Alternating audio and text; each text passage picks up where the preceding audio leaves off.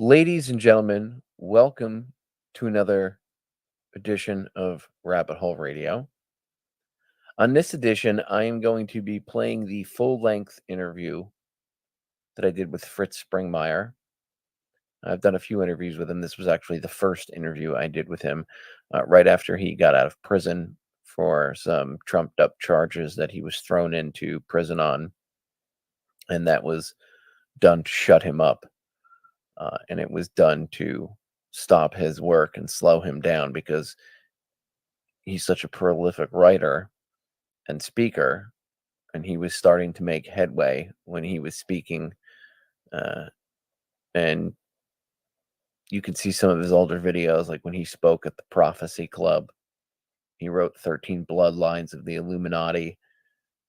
And back when he was talking about it, see, now there's the internet and, social media. But back when Fritz was doing this, that wasn't a thing. The internet was in its extreme infancy. So he didn't have the ability to get his information out like you can, or well, nowadays everything is censored, but like you used to be able to when social media became in its infancy. And yet he still had this massive effect and this massive reach through his speaking engagements. And by word of mouth, people reading his book, passing it on to somebody else, saying, "Hey, you should read this book." 13 Bloodline or books, but 13 Bloodlines of the Illuminati is one of his most famous books. Anyway, I aired the interview in a shorter version on my radio broadcast about a week ago. And as I said, because on Saturday nights from 10 p.m. to midnight Eastern Standard, I actually do live radio broadcasts, and I stream those here on Rumble. Those, you'll see them Rabbit Hole Radio. Those are the 2-hour ones. Sometimes I go longer. I've had 5 or 6 hour ones, and for the Rumble stream itself, it's in that stream you'll hear me at the 2-hour mark, cut off from the radio station, and then I stay on the video streams. So I wanted to air the full length version of this interview because on my radio show I only have 2 hours, and for the radio audience I had cut the interview down. The full interview's like 2 hours and 45 minutes, and I only have 2 hours, so I had to cut out, and I have an intro and an outro, so I had to cut a decent amount out of the interview. I had to cut like about 55 minutes of it off in order to have enough time to bring the show in, bring the show out, and then air that piece in its entirety. And there was still a lot of information left out. So I wanted to make sure the full length version of this interview is up for everybody to listen to, because it's super important, especially considering what you see today with the rampant pedophilia being pushed, the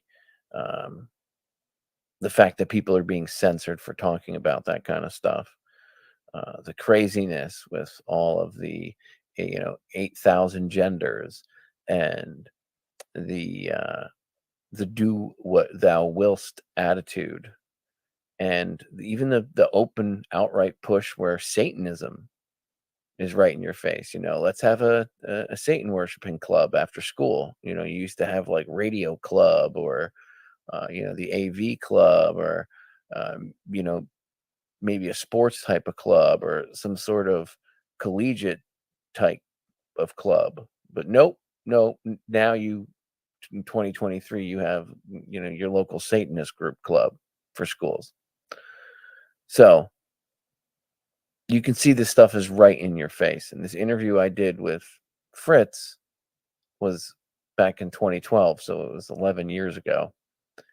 And I like re-airing a lot of these older interviews I did. Some people have either passed away and you can't speak to them, or like in Fritz's case, he stepped back from doing his speaking stuff. He ended up having a family, and he took a step back. And now I haven't had Facebook for probably 3 years now, so I'm disconnected from a lot of people, so I don't know if Fritz is even still on Facebook or not. But I know that at the time, or since the time I had it, and since the time that I've interviewed him, that he did step back a few years back. And I've had to take time off over the course of time, so I don't blame him.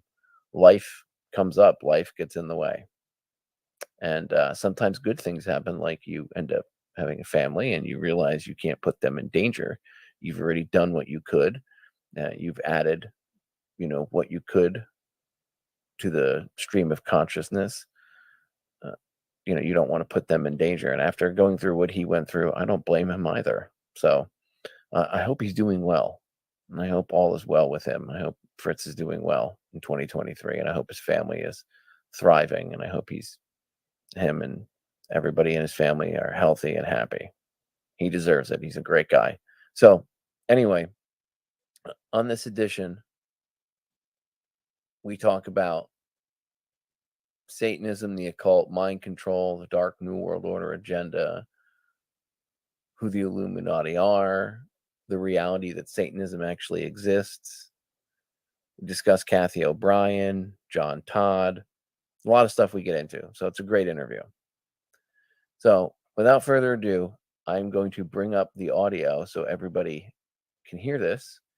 And please hang out for the whole interview. If you don't have the time, listen to it while you're doing something or whatever, or, bookmark it and come back, because this is definitely something that you want to make sure that you listen to at least once, if not multiple times, because it really is an important interview.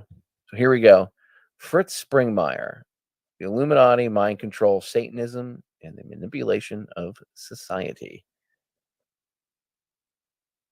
Welcome, ladies and gentlemen, to tonight's broadcast.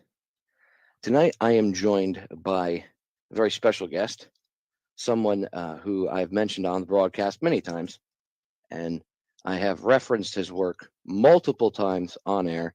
I have referenced his book, The 13 Bloodlines of the Illuminati, which I recommend that everybody go out and purchase a copy of, because if you really want to know anything about what's going on with these bloodlines, these elitist families, what's going on behind the scenes, mind control, and more, then I suggest you read his book, Bloodlines of the Illuminati.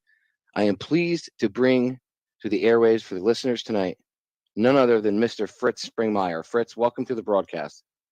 Thank you, and hello to all your listeners out there. I know that many people know who you are, Fritz, and the hell that you've been through. For having the courage to stand up and bring forth this information about these elitist bloodlines, mind control, and much more. The reality of the situation as to what's going on. But some people might not know who you are. So let's take a few minutes. Go ahead and explain to them, Fritz, who you are and some of the things, the strife that you've been through in your life, because you had the courage to stand up and talk about this stuff.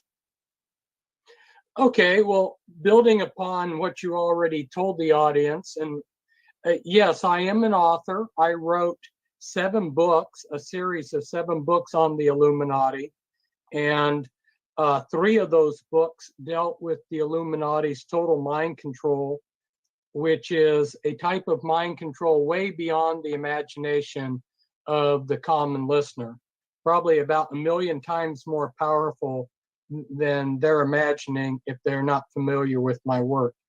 And then another one of the books, subjects of my books, was Bloodlines, and the current title of that, Federal Jack, is Bloodlines of the Illuminati. And by the way, any of these books that I mention, the listeners are able to purchase them or read about them, look at their covers, if they go to my blog, pentracks.com, pentracks.com.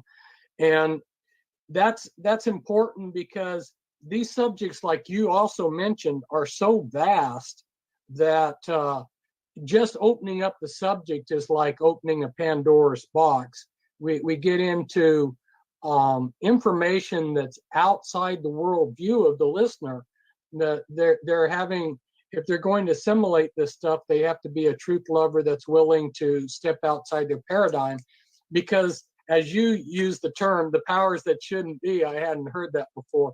That's a nice term. The powers that shouldn't be. They have learned over the centuries to build our worldviews, and then they step outside of that and operate outside of that. So they're a lot of what they do is incredible, because people have a certain expectation that's built into them by watching the 6 o'clock news and by having been indoctrinated in the schools and so forth. And to step outside of that is really difficult.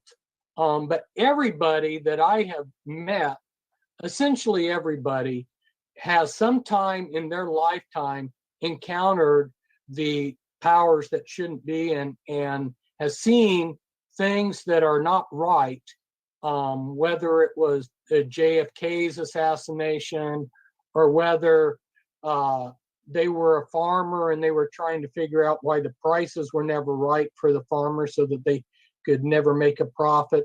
Or maybe they're like one of my neighbors who had called, she had a company come in just to spray her fruit trees, and they used something that was even more expensive than what she had asked them. They used Agent Orange. And then when she called the Environmental Protection Agency, which is supposed to be our watchdog, when she tried to call the government to get some help, and she even had the lab proof of what they had sprayed, and her dog died and her kids came down with cancer, none of these people that were supposed to be protecting her did.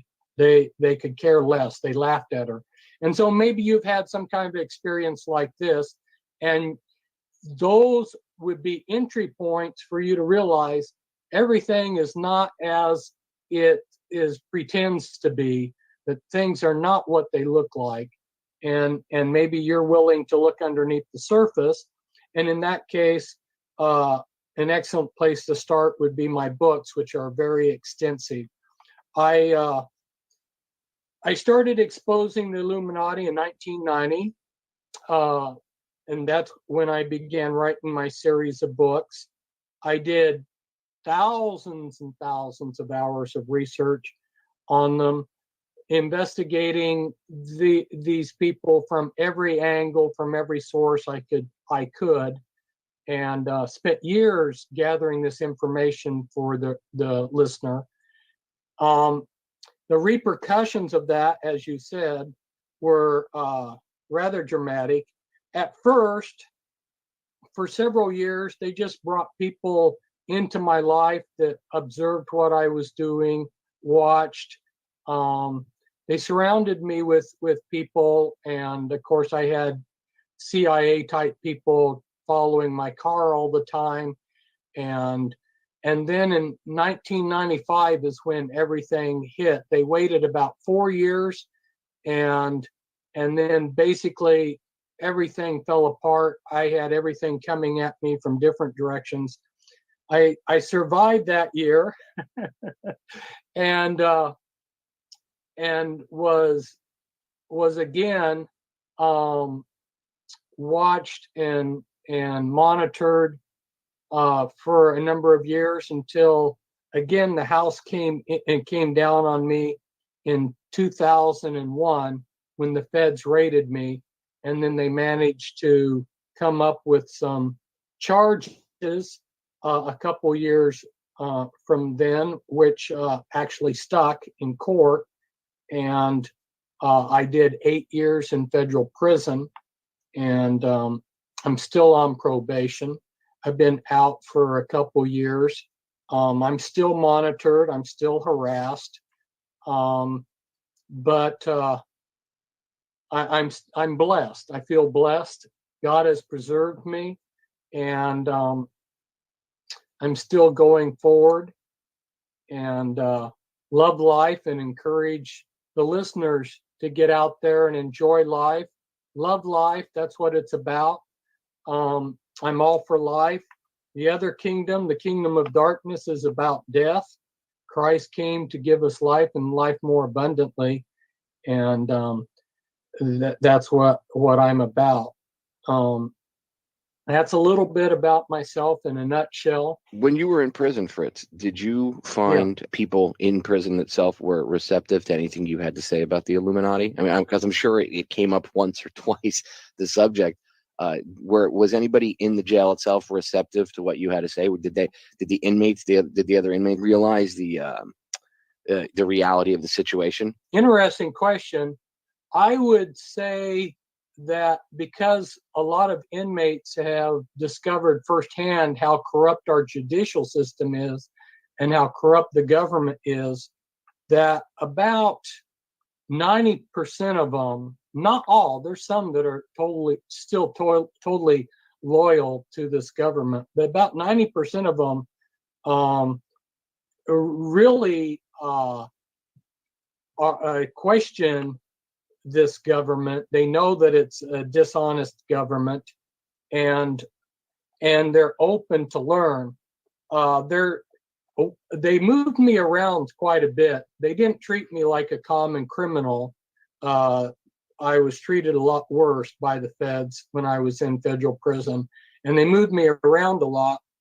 And as I was moved around to the different prisons, I almost always real soon bumped into inmates that had read my books, that had heard about me, because there are inmates that are studying these kind of things, and they were anxious and excited to meet me.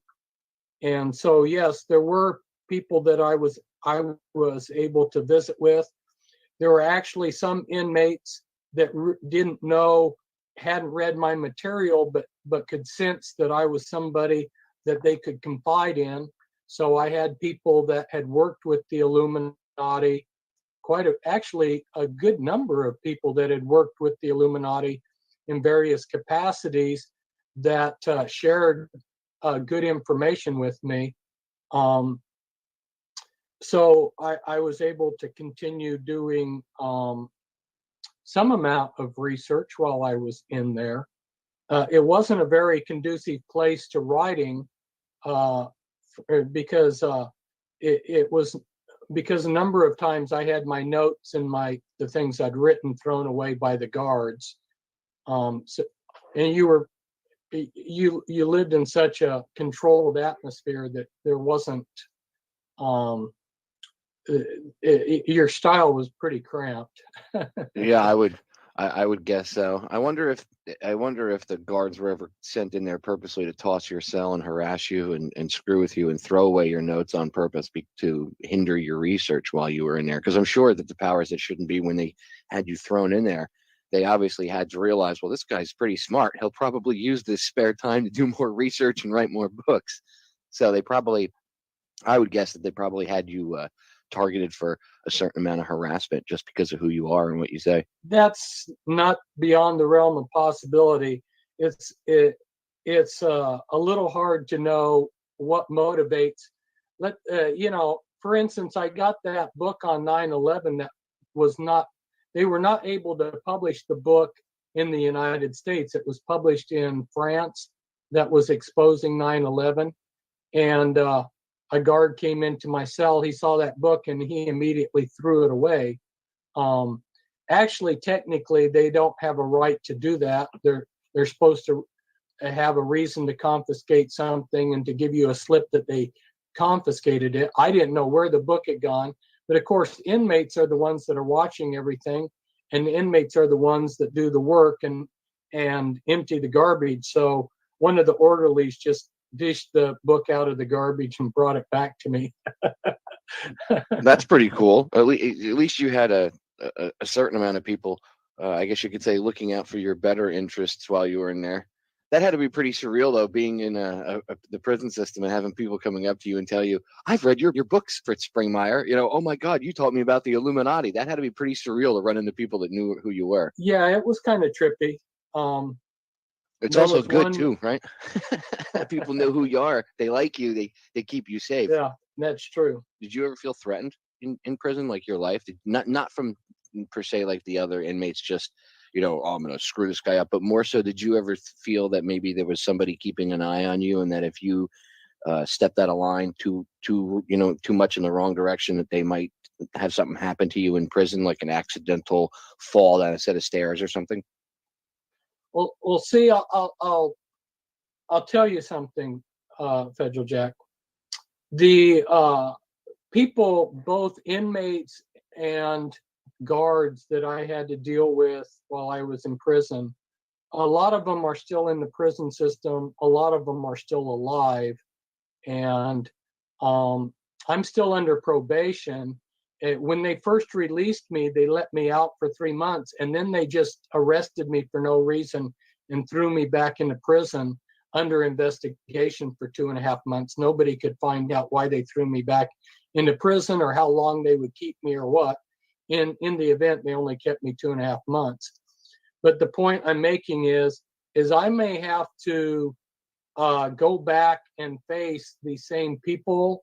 And so a lot of these people, I won't mention any names, but let's just say I'll use the word some. Some of these people are not normal people.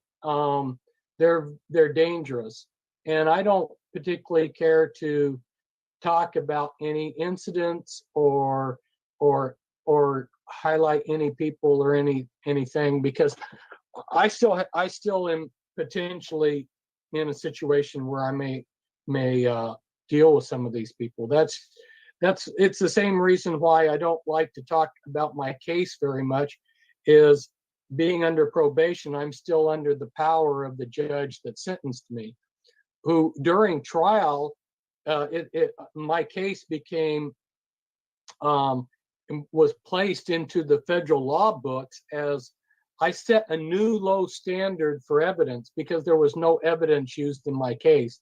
And the judge kept saying, as like he was saying some Buddhist mantra or something, circumstantial evidence can be used to prove anything.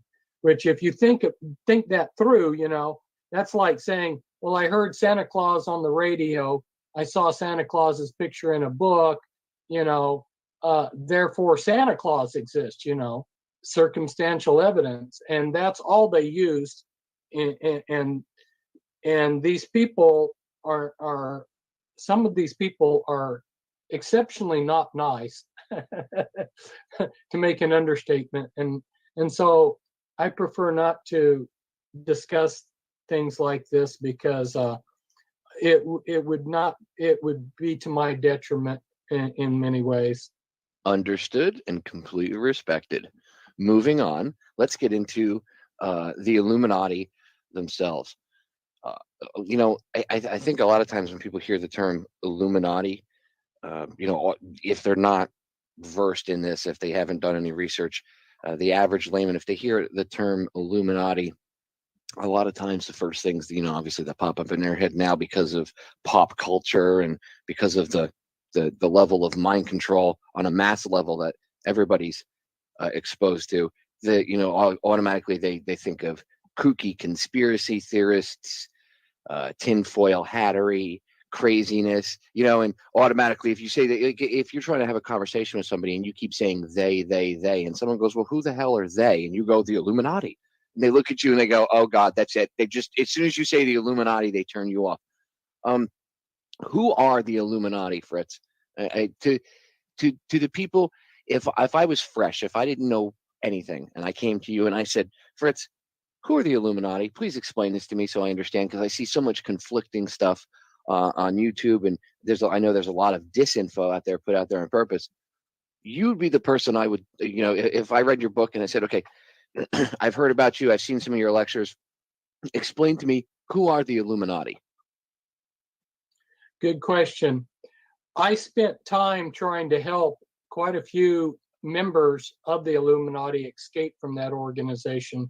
So of anybody, I know firsthand exactly what we're dealing with when we talk about the Illuminati.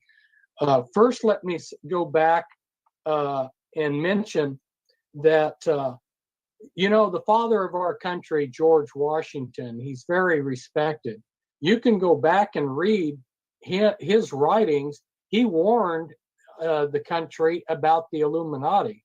So somebody as prestigious as President George Washington was warning the American people about the Illuminati. So it's not a pie in the sky lunatic subject. A lot of very informed people have known about it.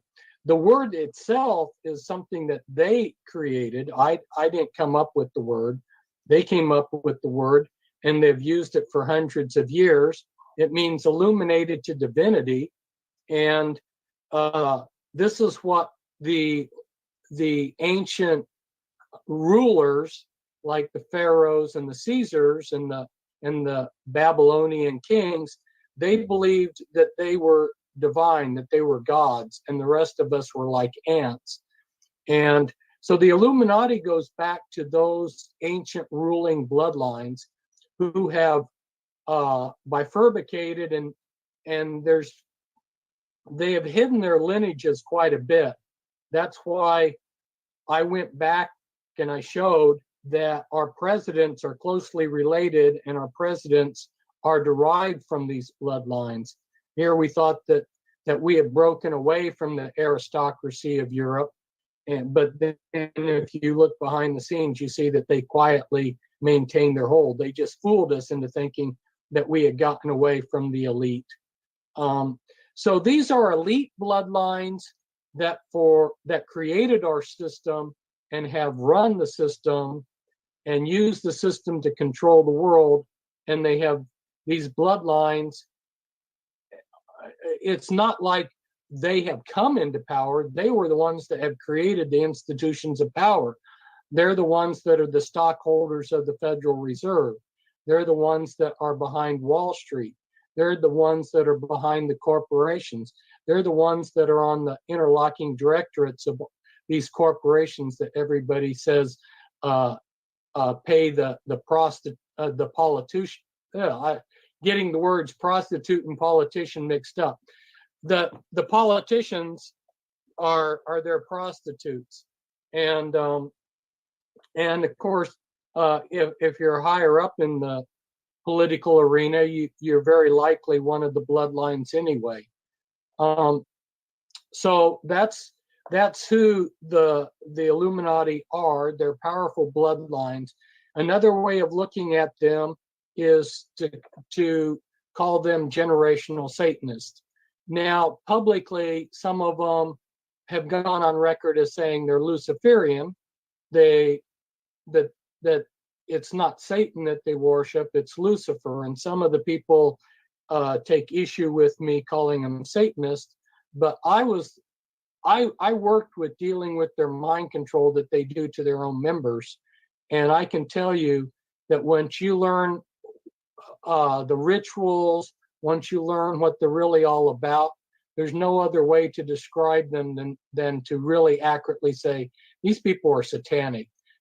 Let's not sugarcoat it, I mean, somebody like Joseph Mengele, who was a Grand Master, if you study what he did in the concentration camps, if you want to call that Luciferian, you call it whatever you want, but I would say that kind of evil can only be properly understood with the label satanic. I find it interesting. It's funny that you say that. Albert Pike didn't like to be called a Satanist. I'm a Luciferian, as if the Luciferian, out of the two, they're both say they come from they both come from the same evil culture, right? We'll say then they try to break it down into two subcultures of that evil, where you have Luciferian and Satanist, and the Luciferians almost act like the Satanists. I'm doing air quotes when I say this because they're all the same, but they almost act like the Luciferians look at themselves like they're the upper crust of that group, and that almost like the Satanists are the lower of the two. It's amazing. When Pike talked about this, I was like, are you kidding me? I mean, not only is this guy twisted, but he's so twisted that he's arrogant. I mean, they even look at each other and separate each other by class in their own little groups. It's amazing. Right. Yeah. They have deluded themselves into thinking that they have the light. you'll notice that people like Pike use the word light a lot. We're moving into light, we're getting enlightenment and so forth, but it's like up is down and light is darkness and darkness is light. They're so confused on everything, and then they have taken that confusion and they've externalized it into our culture. So our culture is all upside down too. The values of people are really twisted. I've actually been focusing on that subject a lot lately. That's one of the things I talk about quite often, is how the morals and the values of this country are screwed up. In fact, I did quite a controversial segment on this a few weeks back. Probably one of the most quote unquote controversial things I've done in a while. Right. I use because we're internet based. If someone lets it fly, it's not a big deal. You just keep going, So I used it for emphasis to prove a point about morals. And I was explaining how people get more upset about hearing the F word than they do about drones bombing some kid and blowing some kid into little pulpy pieces in some foreign country. And I went into detail like that. And with the bomb, with the description of what happens with a bomb. And then I went and I dropped the F-bomb. And I did it as a way to prove a point. And my point was proven because people emailed and whined that I had said the F-bomb.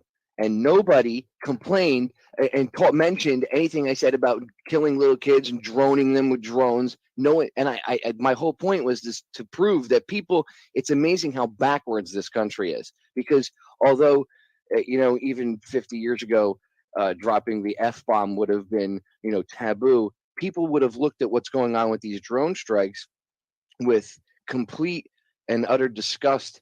And I think that at least 50 years ago, the morals weren't as topsy-turvy in this country as they are now. And you know what I mean? People would have, it just wouldn't have been so, like Kevin Costner said in JFK, white is black, black is white. You have to go through the looking glass. That's why I named the name of my radio show Down the Rabbit Hole, because we literally are down the rabbit hole and everything is completely 180 degrees from what it should be. Exactly. I agree with you. That's a big subject, just totally, and just astounding that they are convincing people that the worst thing on this planet are humans. I've been seeing recently quite a bit of propaganda that's being directed coming from the top, convincing people that humans are destroying this planet and we need to be eliminated. And you can actually bump into people, and if you say the right trigger words, it's like they're a parrot. They just start parroting what's been put into their minds and going off on this little spiel about how babies are horrible, people are horrible, amazing. It's the global, you can convince people to hate people. Oh, it is, and it's like the green movement is good at that. This whole global warming garbage, which is just pushing the UN Agenda 21. But it's like this culture of death, and you're right, through the mind control, mass media, music, and all this other stuff. They've literally gotten people to not only parrot what they say, because that's the programming aspect of it, being people's opinions being formulated for them and they don't even realize it. But there are people that actually buy into this, Fritz. I've actually had conversations with average everyday people, and they'll come out with things like, we're too overpopulated on this planet. I'm like, no, we're not. The Japanese proved 3 years ago there's more than enough land mass in Africa alone to feed the entire world right now. And actually more people than we have. So we're not overpopulated. Oh, yeah, man, you don't understand. I mean, look at New York City. Look how crowded New York City is. I'm like, that's because those people choose to live there. There's parts of this country that aren't even touched yet, where humans haven't been in 30 or 40 years. There's a lot of room we have. No, man. No, humans are screwing the planet up. Look at that hurricane that hit the Northeast. that hurricane is definite proof of global warming. No, what that hurricane is proof of is man can control the weather. That is what that hurricane is proof of. Okay. And that's a side issue. But if there is climate change, not global warming, but climate change, if the climate is changing and it fluctuates, why is it doing so much now? Well, because they're screwing with it. They're playing God, and it's based off of the beliefs of these same people that we're talking about, these bloodlines that have actually not only convinced the masses, but there are some people that are attracted to people that aren't maybe born of the bloodline, but useful scumbags, as it were, to these people, and servants to these people. And they are like Cass Sunstein, people like him, one of Obama's czars. You get people like that are attracted to this type of, just killing other humans. It's amazing how people, the general public, will just suck this up and buy into it. And a lot of that has to do with the mind control.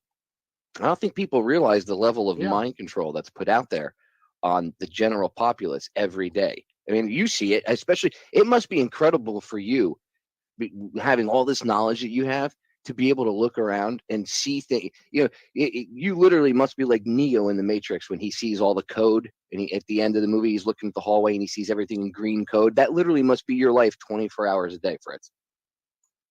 Well, back in the early 90s, I got so far ahead of everybody in my understanding that it became very lonely, and I was reaching the point where it was hard to relate to anybody. And so what I had to do is put a lot of this information on the shelf and step back and start working to integrate myself back in, to be able just to relate with the common person.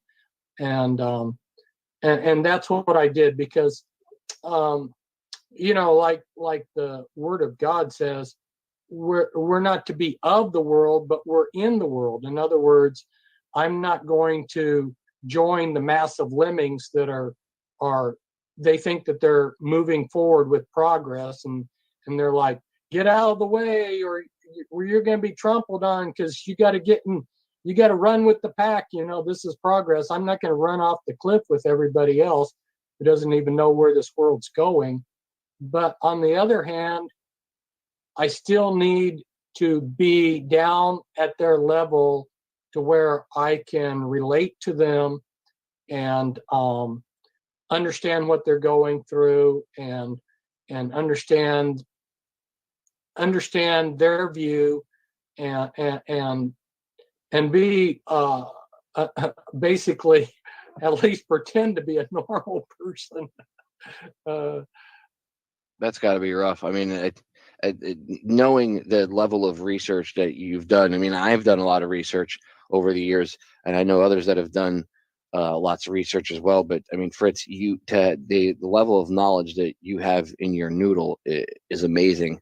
I mean, I know that I could sit and have a conversation about how, like I was having with you about Pike, the difference between Satanists and Luciferians, or at least what they think between the two of them.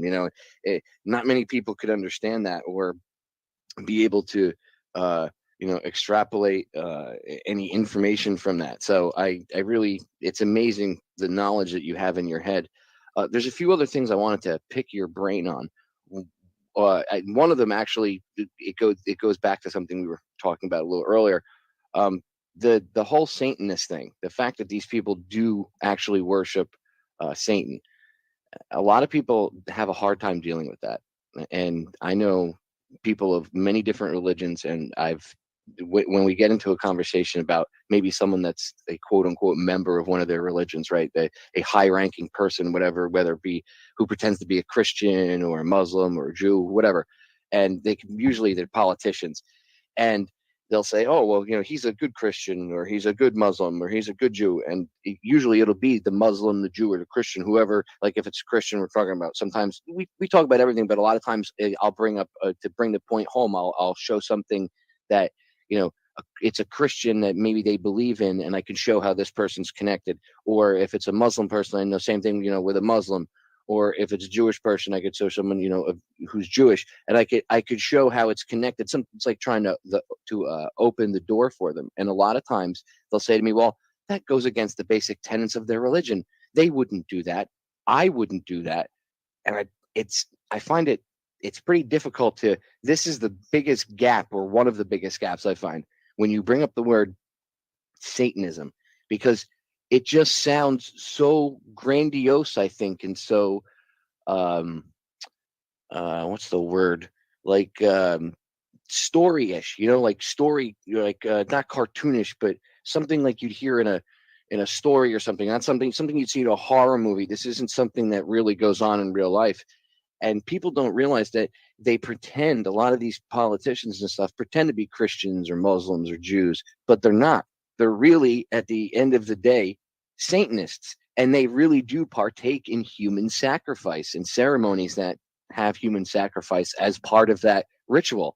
And I find that really hard for people to accept. But you yourself know this is true, correct? Yeah, the actual dynamics of what's going on are more complicated than that. If I can address them, I will try to. Oh, please right take it away.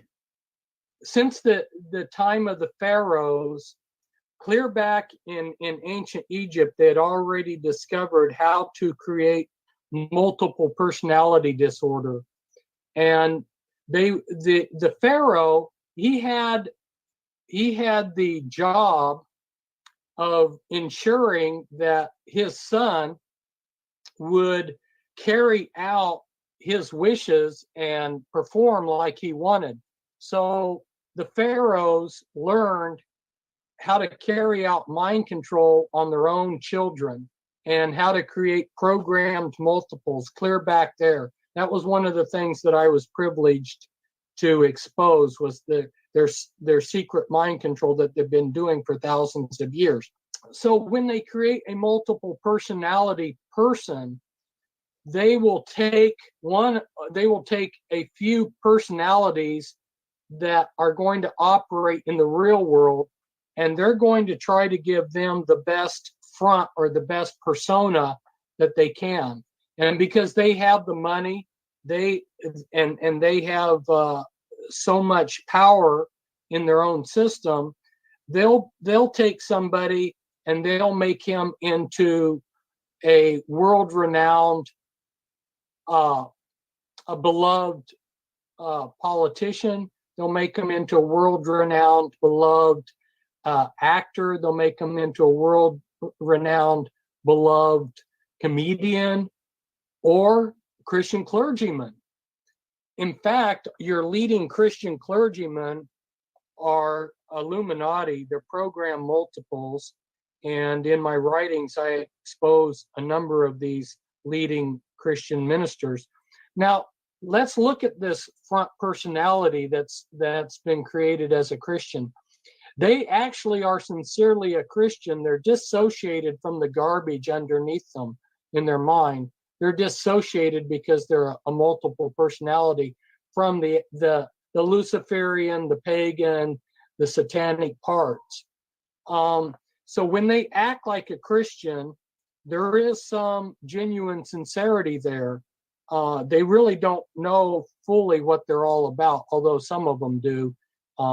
Some of them have been compromised to the place where their front parts know enough to realize that they're fakes. But not all of them. So there is a certain level of sincerity with what you're seeing.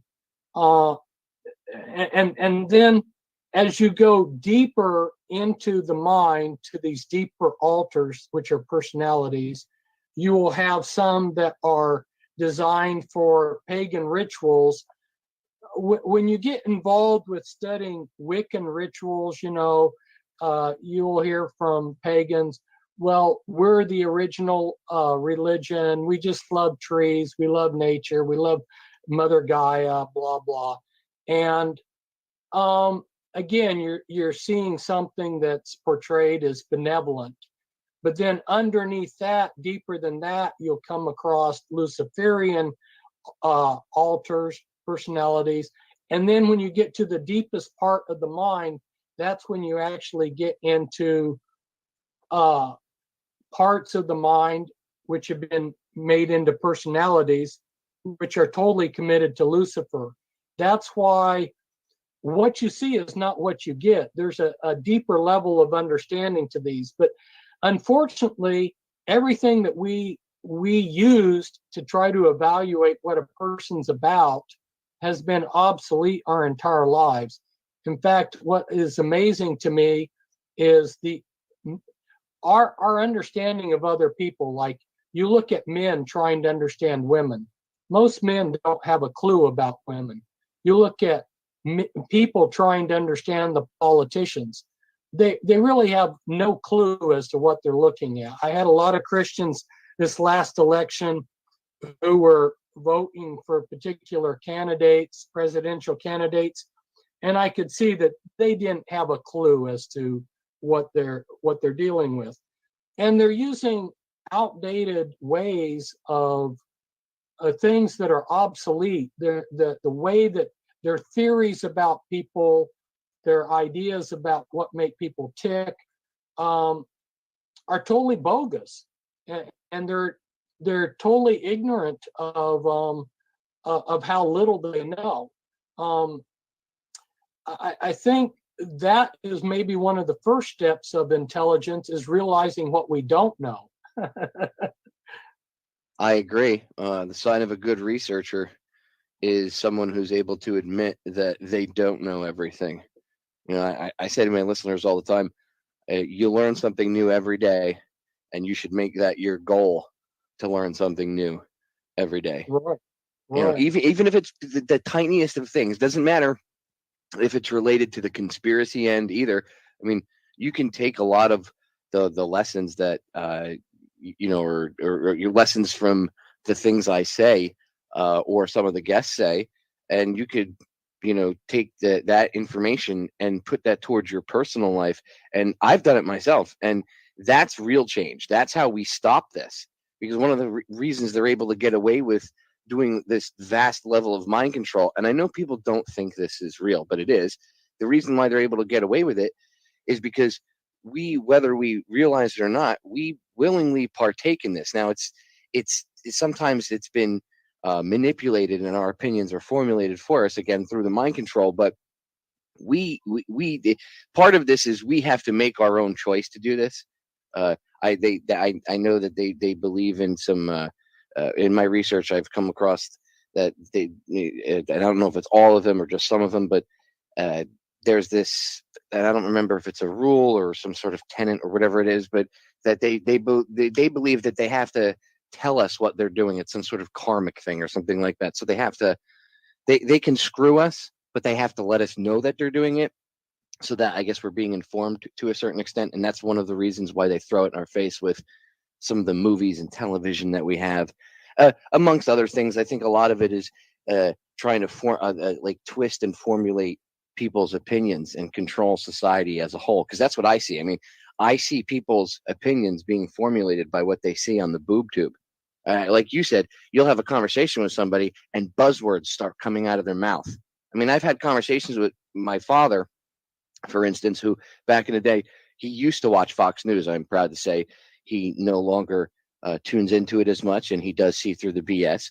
But I would have a conversation with him, and I would hear him almost regurgitate a talking point that I heard like Sean Hannity or somebody say. I had seen a clip of it online, and it, you know, maybe he had a program the night before, said something outrageous, and maybe the next day or a day or two later, I spoke to my father, and he would almost regurgitate this talking point, which I had heard been spewed so many times by, we'll say, Fox. And the same thing happened with other people in my family with CNN or MSNBC.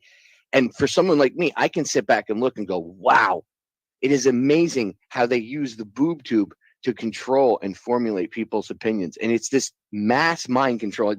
Mind control is so vast. It's amazing, ladies and gentlemen. Again, you're going to hear the term MK Ultra. That's an umbrella term for some experiments the government did, but this stuff goes way beyond that. And to be honest with you, I learned something new from Fritz today. You actually helped me just put something two and two together. When you were talking about the Pharaoh, I realized, wow, they've been doing it to their own kids since, like 2,000, 3,000, 4,000 years ago. They've been doing this where that's one of the ways I know that they do pass on this sick, twisted desire and bloodlust is through this, what do you call it? Trauma-based mind control and the things that they do to these kids. And then that's why they become psychopaths when they're old enough, and then they put them in positions of power and they don't have problems killing and maiming and doing stuff either. And then they perpetuate it by doing the same things to their children, who then do it to their children. It's amazing how it just ended up getting passed down from the pharaohs.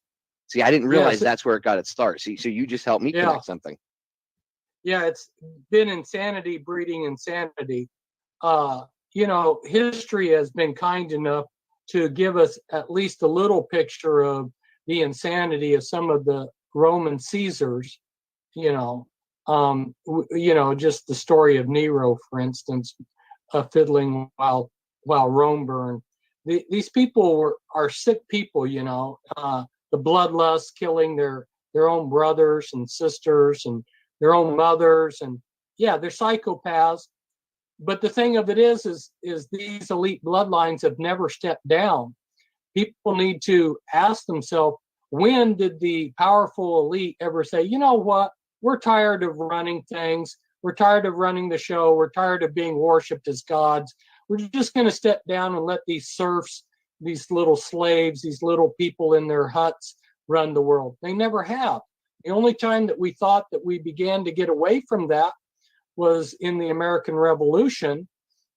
And that's why I went through and I showed in some genealogy work that I did, some genealogy charts that I put into the Bloodlines of the Illuminati book that show that our presidents are closely related, and our presidents are related. They're tied in with these elite bloodlines. So we didn't get away from it at all. We still, and on top of that, even let's say make the false assumption that our presidents weren't of these bloodlines, which there may have been a few that weren't. Even if they weren't, consider the fact that the money and that got them into power and all the people around them are still controlled. So at any rate, they're puppets.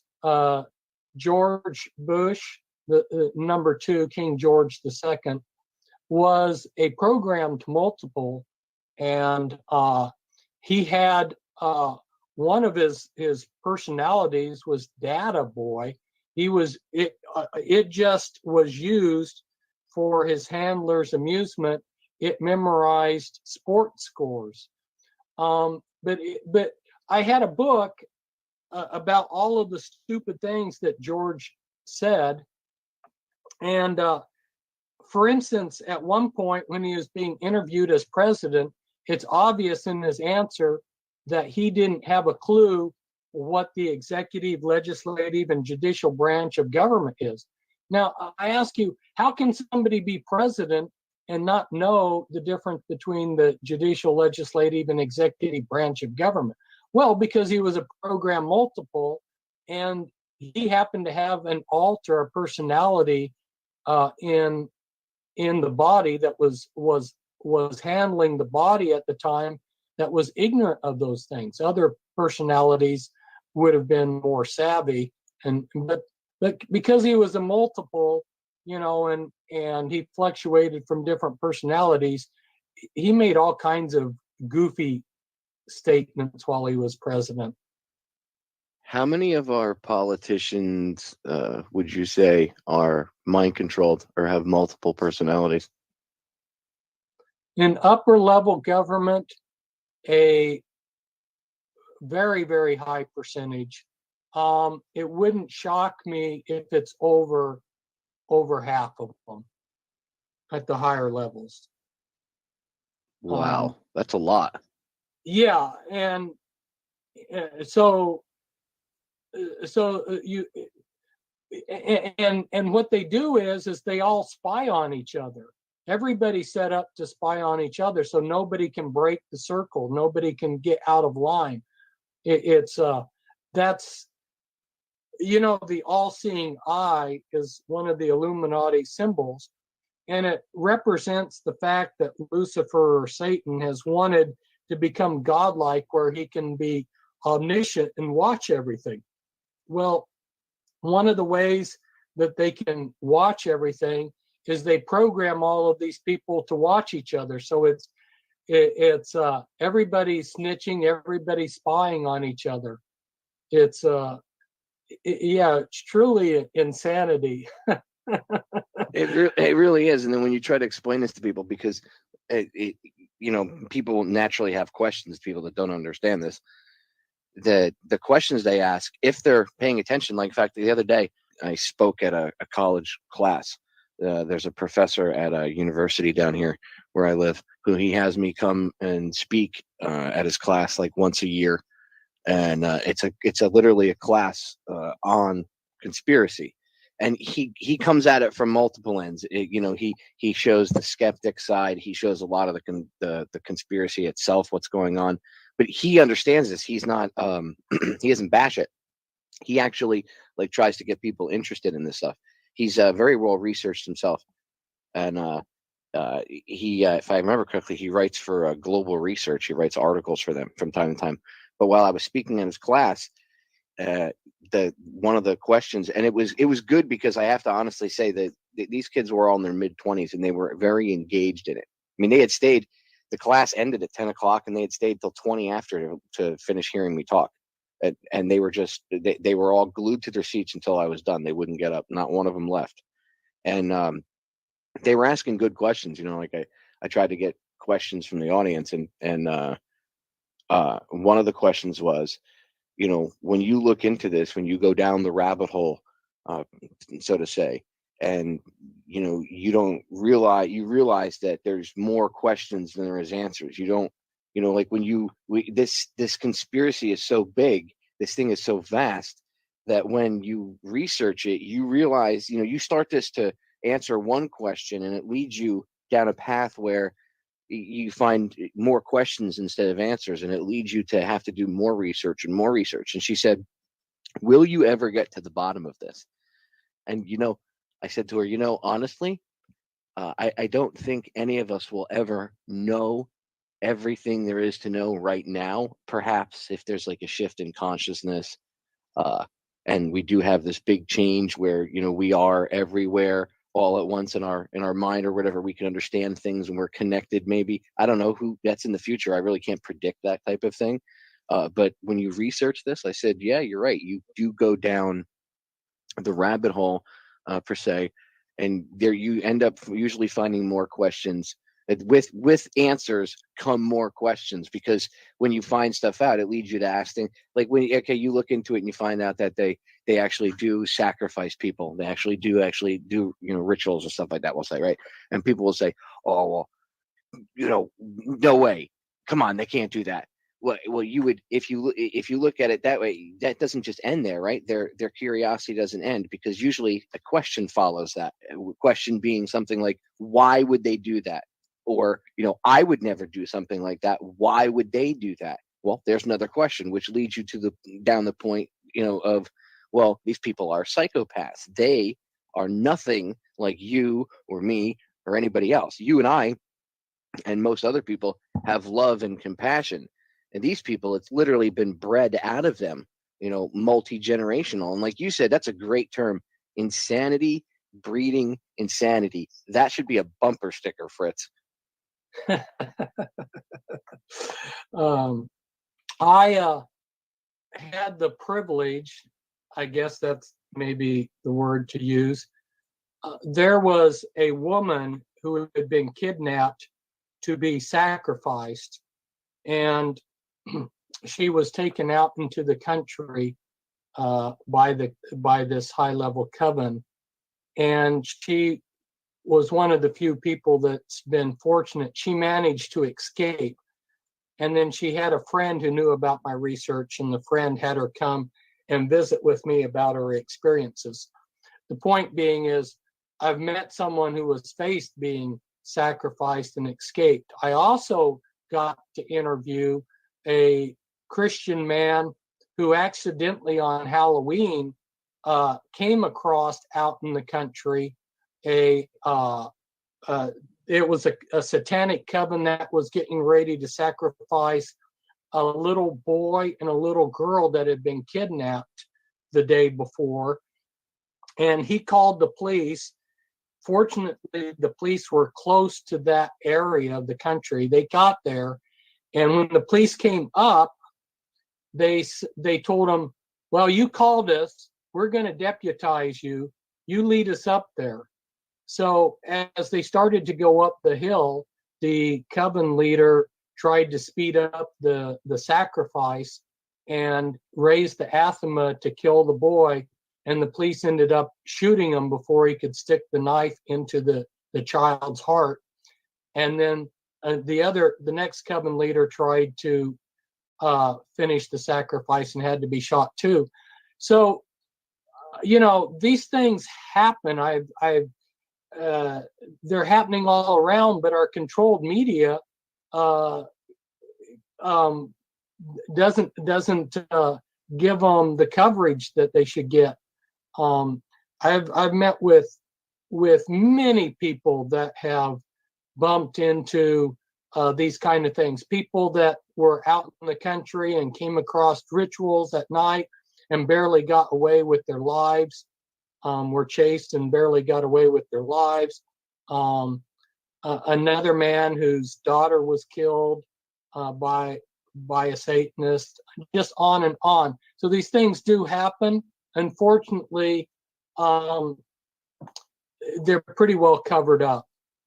For instance, a policeman that I knew was telling me about how one man had taken photographs with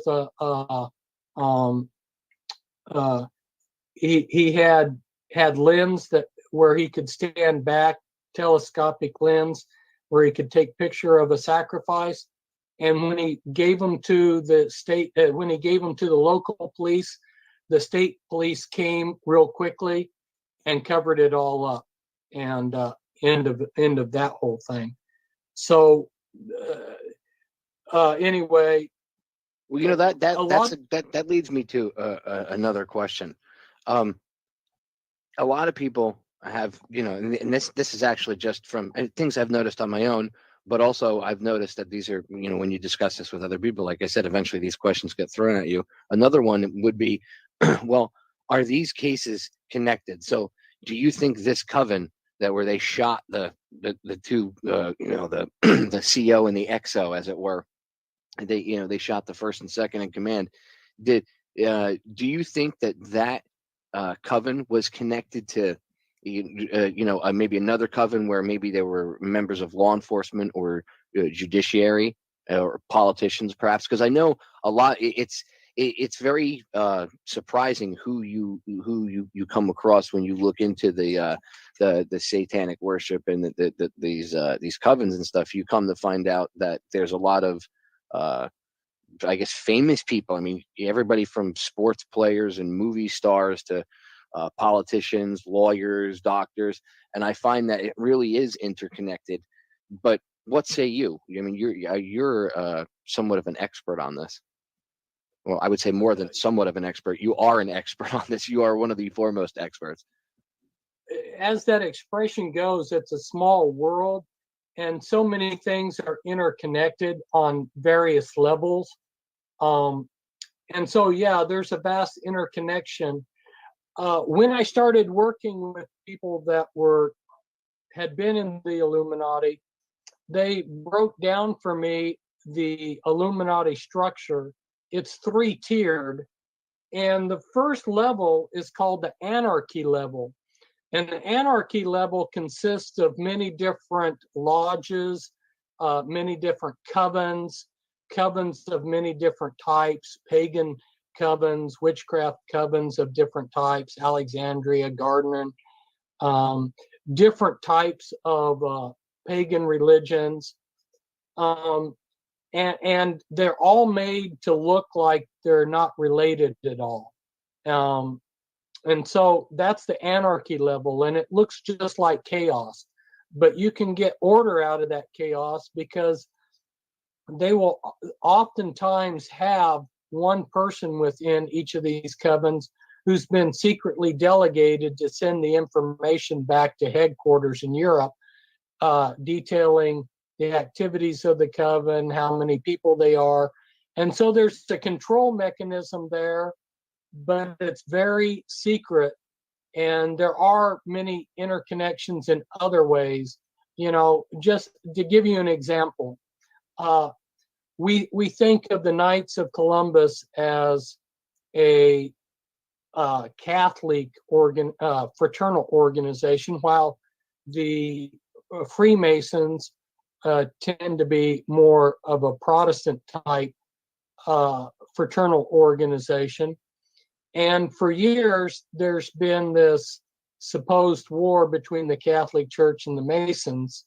So it would surprise people to find out that a lot of these different fraternal organizations go to the same company to get their little badges and the little pins and all their awards and all. The same company is making it for all of these people. And not only that, but the Knights of Columbus and the Freemasons have high-level meetings where their leaders meet together and coordinate their activities. So what looks like anarchy, like unrelated organizations or organizations that are in competition or opposed to each other, are actually at the top working together. Yeah, and people have no idea. It's like the best way to put it is like Ventura said about how politics is like professional wrestling. They go out in the mat and they fight out in front of the cameras. They beat the crap out of each other, and they go back in the locker room. They're having beers. They go to each other's kids' birthday parties and stuff. A good example is the Bush family and the Clintons. I remember back in the day, they were always going back and forth and taking swipes at each other. Well, Bill Clinton is actually considered to be another son by HW. He's considered to be like an extended part of the family. So and that's the reality of the situation. I mean, now you see them palling around together all the time, but back in the day, they used to play it off like they were going against each other and they hated each other and back and forth. And a lot of that is so that people, the general public, buys into it. And you see that a lot with the Republican versus Democrat, the left versus the right. Yeah. People buy into that, and it's a complete distraction. And it's amazing the game of chess that's being played with us. It really is. It's a magic trick. They distract you over here with their BS, and then the reality is being done somewhere else. So, after the CIA had said that Osama bin Laden was a terrorist, you still have the Bush family. The Bushes going over and having secret meetings with them. And the Osama bin Laden family, which was large, he had brothers and family members over here in this country when 9/11 broke out. Some of his family members were quietly allowed to leave the country because it wasn't all that wise for them to hang around. But there's another example, Osama bin Laden, who they made into a boogeyman, who we created him, and he was best of friends with the Bush family. Oh, yeah. Yeah, you can't make this stuff up. I mean, Hollywood writers would pay, buku bucks to have somebody write them or deliver them a story like this, and yet this is actually reality. I'm glad you brought up terrorism and bin Laden and stuff, because I've often had a theory about a lot of these guys that are terrorists, these quote unquote terror masterminds like bin Laden and these other people. I think a lot of them are mind control victims themselves, and that they are like puppets, and that they are controlled and used for to play out their part of the bad guy terrorist that's going to come get you and blow you up and kill everyone. For instance, if you look at 9/11, people will say, oh well, those terrorists, they attacked the pilots, they took over everything, and then they flew the buildings into flew the planes into the buildings, and they did it. They were really hell bent on it. That was their belief and everything. Well, what if they could have? There's multiple scenarios. They could have. I think that obviously the planes were probably remotely controlled. But what if those guys themselves didn't willingly, go onto that plane? What if, in this indoctrination to what they call quote unquote radical Islam, what if behind the scenes there was more mind control going on? I mean, I know it sounds like a crazy possibility, but if the CIA is involved, and that they create a lot of these things, right? And Mossad too, what's to say that they don't use mind control techniques to create these suicide bombers? Oh, I'm going to build upon what you were saying. And over the last 20 years, I've been watching, and the Mossad is involved in using the trauma-based total mind control that the Illuminati does. And interestingly, you'll notice that every time Israel needs the Palestinians to do some act of terrorism so that the Israelis will get some sympathy and can push through some kind of program, there will be some Palestinian terrorists blow up a school bus of children. Well, let me tell you that those Palestinians are under Mossad mind control. And it's so convenient for the Mossad that whenever Israel needs something like that, it always happens. But why are the Palestinians so obliging to help the Israelis out that way? You know what I mean? And you never see a military installation or anything like that blown up. It's always innocent people, which is totally counterproductive to the goals of the Palestinians. So yeah, you're on the right track. These are scripts, and it's like one Illuminati Grand Master told his daughter, who I was helping to get out of the Illuminati. He had told her that the whole world's a stage. That they're just carrying out these detailed scripts. And they're plots within subplots. They're very complicated, but they're going in a particular direction. And sometimes what would be more helpful for people is don't look at all the details. And the analogy to this is let's say somebody came and they were having personal problems in their life, and they started telling you all the details of the interaction between them and their wife, or them and their child, whatever the problem is. The details may be contradictory, but look at the process. Look at the process of what's been going on. Don't get distracted by all the contradictory details. Look at the process, and the overarching process, and you'll see the overarching agenda, and you'll get a better understanding of what the script is. Yeah, and it's like we live in a movie, and what we see as movies and television are just distractions within that movie that we actually live. I mean, if people have seen, for people to understand what I mean, if you go and watch a movie, right? You sit down, you watch something on your television. In the movie, the character might be watching television at some point, or watching a video, or using a computer, right? Well, right. It's the same thing we're doing when we're literally the character using a television or a computer or something. Except we live in this movie that's I mean, I don't even know what to call it. Which it's amazing how they blur the lines, the level of control, the level of things they do to people, even through like media. Like, let's look at Big Brother, these reality TV shows, right? It started off with the show Big Brother. Interesting choice of names for a reality TV show, where they have cameras everywhere.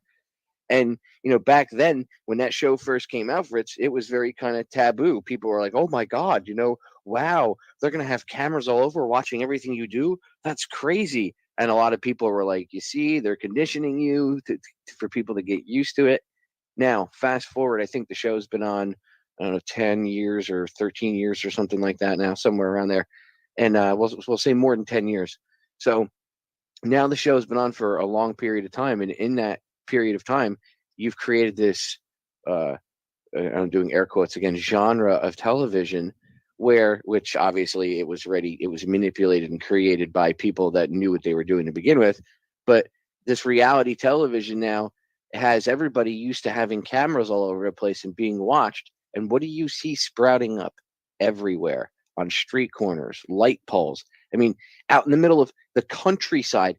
I was out in the middle of Nowheresville a couple weeks ago, literally where you could drive up to a stop sign and you didn't have to look right or left because you knew there were no cars coming, Right. and there were cameras on light poles and cameras Wow. at intersection, on the at the like, if there was a traffic light, there'd be a camera hanging from the light. And my wife was like, why do they need that out here in the middle of nowhere? There's nothing but farms out here. I mean, we were literally probably 30 miles from any city. We were out in the middle of nowhere. And she was like, why do they need cameras out here? Who's putting that up? Who's watching that? Of course, no humans watching it. There might be a bank of television monitors where someone checks it out, for a period of time, but that's all being recorded and databased. Well, I mean, why do you need that? Why do you have to have cameras everywhere? Because we're now living in this reality television show. We've been conditioned to have cameras up our butts and live in this police state, and it's okay. Exactly. And it's been done through this mind control, this mass level of mind control. Go on. I didn't mean to cut you off, Fritz. Oh no, I'm enjoying listening to what you're saying. You're right on. And back in 1979, I got the opportunity to travel to Libya, and some of these countries that our news media makes out to be dictatorships where there's no freedom, because their society was structured so entirely different than America.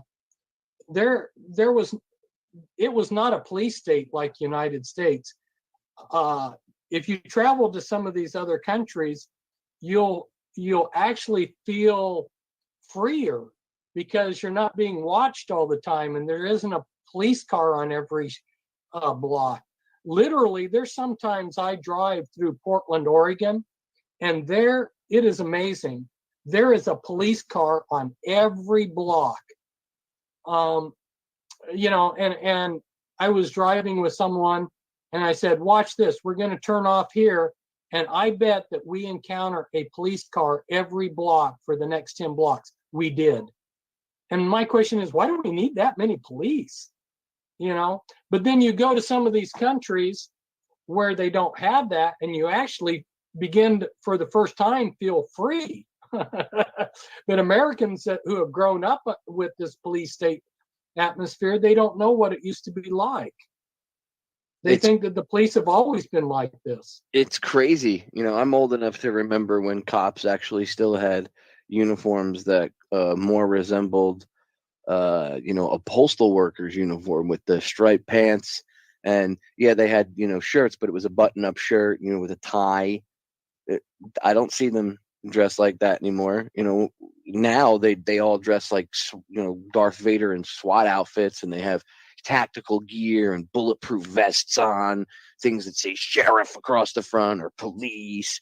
When I was a kid, they were more friendly. The cop in town knew you. I got caught doing things when I was a kid I shouldn't have been doing. And the one detective, half the town cops knew my mom because she worked for the town at one point. And when they caught me, I was lighting fires in the garbage cans in the park. That was a couple miles, about half a mile behind my house. And long story short, the detective caught me, or somebody caught me, and they called the cops. The detective came over, picked me up, and he said, "I'm not going to arrest you. I'm going to take you home." And, I actually begged him to take me to jail, because at that time, you were, what I mean? That the prospect of them taking you to the police station wasn't as horrifying as going home and having your mother put her boot up inside your butt. And now it's topsy-turvy. But instead, he took me home. He didn't, wreck my life and take me to jail. He didn't he didn't mace me or tase me or shoot me or anything like that. He took me home. He did what he was supposed to do. And he took me home, and he told my mother what I did, and he let my mother deal with me, which my mother, swiftly dealt out the appropriate punishment for at least what she felt was appropriate. And I'll tell you what, here I am in my late 30s, and I still remember this. And I was only, maybe 13 years old, 14 years old, and here I remember the lesson. So obviously, she did something right. But now, the police don't do that anymore. It's amazing that now you see kids getting tased and beaten and pepper sprayed and maced, shot. It's like everything is just. I always say this. I woke up one day, walked outside, and it was Bizarro world. If you've ever, Right. like Superman, Bizarro Superman. That's what we're in, Bizarro world, Fritz. It's like, what? Yeah. What the hell happened? Everything is reversed. Yeah, they'll have someone on the ground in handcuffs and tasing them. I saw something almost that bad the other day, and it was pretty upsetting. It was hard for me to not get involved, because you had a whole bunch of police that were, quite frankly, they were bullies. And this guy was compliant. He was down on the ground, and they weren't going to give up. They were going to get their jollies. And that's where we've come to. And the younger generation, when I talk to them, a lot of them don't realize that that's not the way it was 30, 40 years ago, that the cop in your small town was there to help people. And even in the United Kingdom, when I went over to England, I was surprised that the bobbies, the policemen in downtown London, were walking around without guns. And I was like, how can you guys do this? Well, because they weren't creating this atmosphere of people were respecting them, and they were respecting people, and it was a whole different atmosphere. Yeah, the whole world, the whole atmosphere, the environment, everything is just completely topsy-turvy. And it really accelerated over the past 10 years. Like 9/11 was a big key point. And I know it was not only a false flag event. I've looked into some of the occult aspects of it, and, the understanding what the powers that shouldn't be believe in. And again, ladies and gentlemen, it doesn't matter whether you believe in this or not. I know a lot of good people that are like the devout, whatever, whether it be Christian or they're very faithful to whatever religion, Judaism, Islam, and up to a certain extent, they'll research this. And then when it gets to some of the crazier stuff that the elitists or the powers that shouldn't be believe in, they stop and they say, well, that kind of conflicts with my religious beliefs. Well, I don't expect anybody to believe what these people believe in. I don't know if everything that they believe in is true or not. I've researched a lot of it, but I mean, it would take me probably an entire lifetime to answer all the questions, and I would probably still end up coming up with more questions than answers. But what I do know is you have to understand what these people believe in if you want any hope of even trying to get through this and change things for the better. So I don't expect some people to believe it, because a lot of it, I'm sure you've run into that, Fritz, where speaking at the Prophecy Club back in the day, I'm sure once in a while, some of the things that you talked about, people would, look at you like, oh, come on, now you're starting to push the fringe a little bit. Now you're starting to really make me, do I want to believe you? Are you kooky? And it's like, look, I'm trying to make you understand that these people this is what they believe. And, whatever religion people subscribe to, if you want to have a choice of beating the Illuminati, the Satanists, whatever you want to call them, if we want to beat them, we have to understand the things that they believe in, so that we can try that help us figure out why they do what they do. Because otherwise, people don't understand why they do what they do. Like, well, why would they kill? Why would they don't they have a problem sleeping at night, killing over 3,000 people on 9/11, or all the people that died in the invasion of Iraq? All the civilians over there, and the people that continue to die, or Afghanistan. Or how if all this is part of some vast conspiracy, how could they do that? I don't understand that. Hey, don't they lose sleep at night? And it's like, no. And in order to understand on a deeper level why they don't lose sleep at night, I can't just say to someone, well, they're psychos. Because I mean, that's a canned answer. You know what I mean? You have to understand it on a deeper level, why these people are the way they are and what they believe in. And it's not just their beliefs. Fritz, you brought up a great point. Again, the trauma-based mind control that the kids of the bloodlines are put through from the time they're children, so that by the time they're adults, they now will perpetuate that. They're in line. B, they're going to perpetuate that to their children, and then they'll just keep doing it. But also, you brought up a good point, how they are also mind controlled themselves, and a lot of these politicians are controlled, which I have to ask this question before I forget. How many of the world's leaders, like the bad guys over the years, do you think have been mind controlled to be used as a public pawn to get the public to buy into the us versus them mentality, while this whole agenda goes on behind the scenes? Well, when we come to the European leaders, it's pretty comprehensive. When we look at China has a lot of high-level Communist Committee members and other leaders within the Chinese apparatus that are also Illuminati.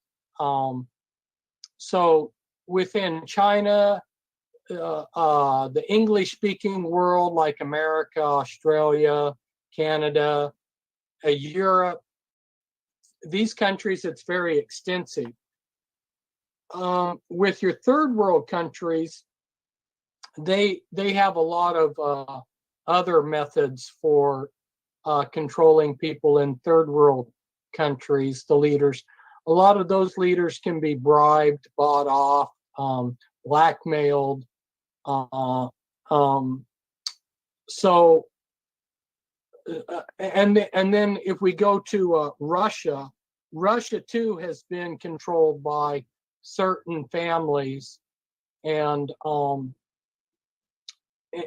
so Russia also has a lot of program multiples within its leadership. But then one thing too is the Illuminati bloodlines, as I worked around them and watched them, they use the mob, they use controlled crime groups to do a lot of their dirty work. So like here in Oregon, the Illuminati were using the Mexican mafia, or like the Lee family, which is a Chinese Illuminati family that was in Hawaii, was interacting with the Italian mafia and other crime groups in Hawaii. So they over the years there's been a close connection with organized crime and the Illuminati. Some of the Italian mafia families, and quite a few of the Jewish Mishpucha mafia families are Illuminati. So there's a crossover there. I've often said to my listeners that if they see something, like Israel versus Palestine, or they see Israel doing whatever, and they go, oh, well, the Jews. And I've said often, look, you have to understand it. They're not Jews. These people are fake. They're really Satanists. They're these illuminated ones, these Illuminati. And people will argue, well, how is this person controlled, or how is this person controlled? Because it's all bloodlines, or you know, and if it's not a direct, if it's not like a direct right off the bloodline type thing, as in like George H.W. with his son, where it's publicly known that he's of the bloodline, you have a lot of these people on the side are birthed out of the bloodline, like Bill Clinton. He's a Rockefeller. A lot of people have no idea that he, you know, by blood he actually comes from the Rockefeller clan, but it comes from one of his. I think it was his mother ended up. She worked at the rock for the Rockefellers, and she ended up getting impregnated by one of them. And and this happens quite often. And then they use those kids from these different affairs in positions of power too. And of course, I'm sure they put them through the same mind control techniques from the time they're children. I've seen evidence that people have presented to me, because mind control is something I've researched for a very long time. I've seen evidence that Bill Clinton was mind controlled. You can even see it in some videos where he's just sitting there with this like dazed, glass-eyed look. You know what I'm talking about, Fritz? Right. And not only was he subjected to their trauma-based mind control, but he was also slated. He was one of them that they identified as presidential material, and he was groomed for that job from the time he was a small boy. They have some very sophisticated methods for identifying the talents of young people, and then they decide what path they're going to put that child on, and then they start grooming them and developing them for that particular position. So he was groomed from early on to be president. Wow. At like what age are they picked? In their 20s, or do they wait till they're in their 30s? Do they scout them real young? What, like, how do they do it? I think, I'm trying to remember in his particular case, I think it was like about 8 years old that they had decided that this guy was presidential material. He thought that the idea was ludicrous. When they started grooming him that direction, he himself didn't see himself as presidential material, but over the years, as they continued to see how he developed and steer him in that direction, it became more and more feasible that, yeah, I maybe I could be president. But when they first started grooming him, that the idea to him was a big joke. That's what an eyewitness told me. That leads me to the next question of how many presidents have been groomed through this mind control process now. I mean, you see a lot of them, like you mentioned Bush Jr. We just talked about Clinton. We can get into Obama in a second, because I think there are times he even looks like he's a puppet and he's being controlled. Sometimes you could see the look in his eyes, and it's almost like there are different Obamas. There's a couple of different personalities he's got. But how far back does this grooming mind control of the politicians go? I mean, was Kennedy, did they try to do the same thing to Kennedy, or was, he the example of why they had to have this mind controlled presidency process? Because you can't have a president that you think you can control with sex and drugs and other things, and then he actually stands up and tries to be president, and then you have to blow his brains out in a public venue. It's much easier just to have a mind controlled goon in there right from the get-go that you've molded over 30 or 40 years. And I would have only thought that maybe they picked him in his 20s, but it's amazing that they started looking at him that even that young of an age. But that does concur with the things that they do. Anyway, how long would you say this has been going on, where they've been grooming these mind-controlled presidents for? My understanding of that is pretty limited. Speaking about John F. Kennedy, his brother Joe Jr., was actually the one that had been initially slated to become president. And Joe was on a plane in World War II that blew up and over in Europe, over the English Channel.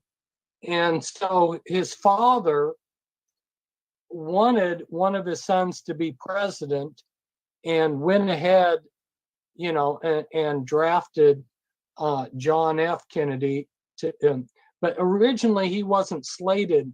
And I've wondered if that may be part of the reason why JFK ended up having a mind of his own.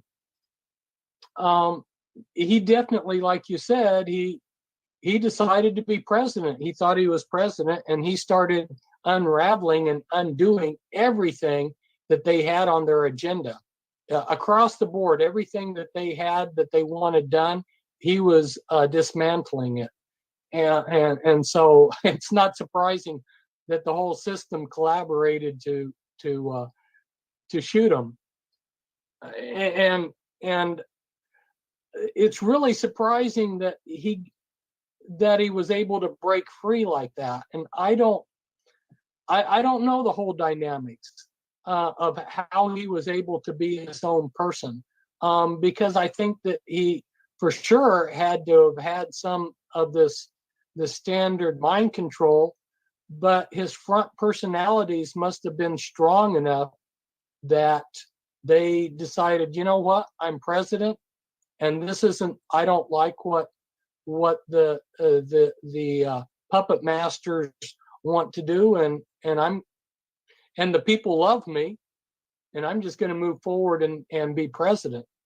So yeah, that brings up an issue too, that remember, we're dealing with program multiples, and their front personalities will have vastly different beliefs and thinking than the deeper personalities, which is one of the reasons why they come across so sincere. That's one of the ways why the deception works so well, is because, let's say you're a student of body language and you're like, well, he doesn't look to me like he's lying. Well, no, that front personality really believes the stuff that he's saying. It's the other personalities that are more dangerous.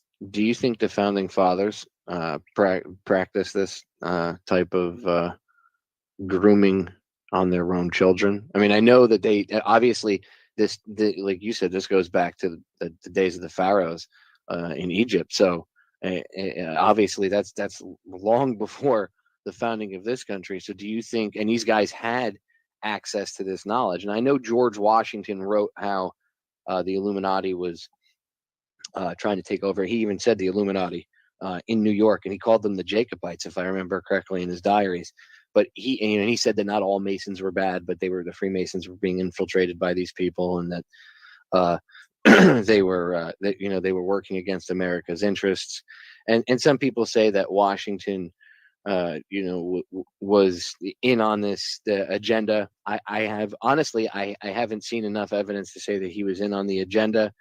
I mean, in his own diaries, he talks about what he what he knows to be going on, and so maybe he didn't say that he was part of it either when he wrote it. The way he wrote it, it didn't come across like he was part of it, like some of these people do.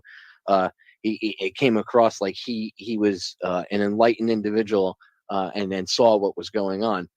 But do you think that at some point, maybe, going back as far as the founders, that they started to use this own type of grooming process on their kids? Because there were, going back there, if you look right into the beginning of the first presidencies, we'll say like the first, not really Washington, but like Adams. Later on, there were members of his family that ended up being in public office and being politicians and ended up being in power of the country. So it makes one wonder, did these guys, like, did John Adams practice the same type of mind control techniques on his kids and his family line as these Illuminati do now?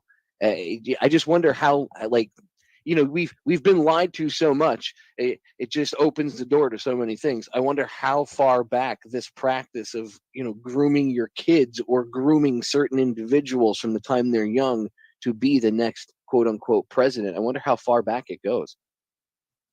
Well, within this country, I think bringing up John Adams was astute on your part, because his family had been generational satanic druid family before the family immigrated to America. And you will see, of course, his son became president after him, sort of one of these things like we had George H.W. Bush, and then we had George W. Bush.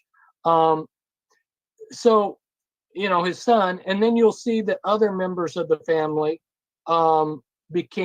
continued to be prominent. The family didn't just have a moment in history, but they had some continuity there of power. So that would be one of the families that it looks to me like was doing the type of generational mind control that we're talking about. Bear in mind that the way it was being conducted back then was a lot more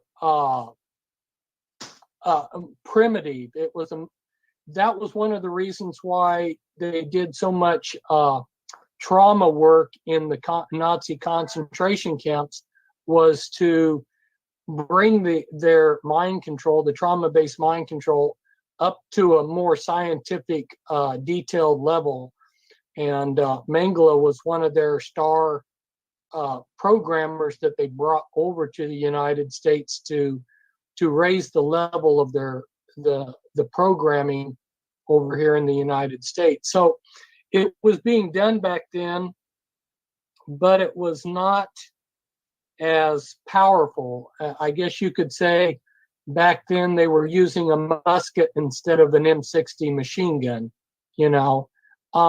Of course, if you're killed with a musket, you're just as dead as if you got shot with an M60 machine gun. So it's relative, but it was more primitive back then. And as far as giving a detailed breakdown of which presidents were subjected to this and which weren't, that I couldn't do.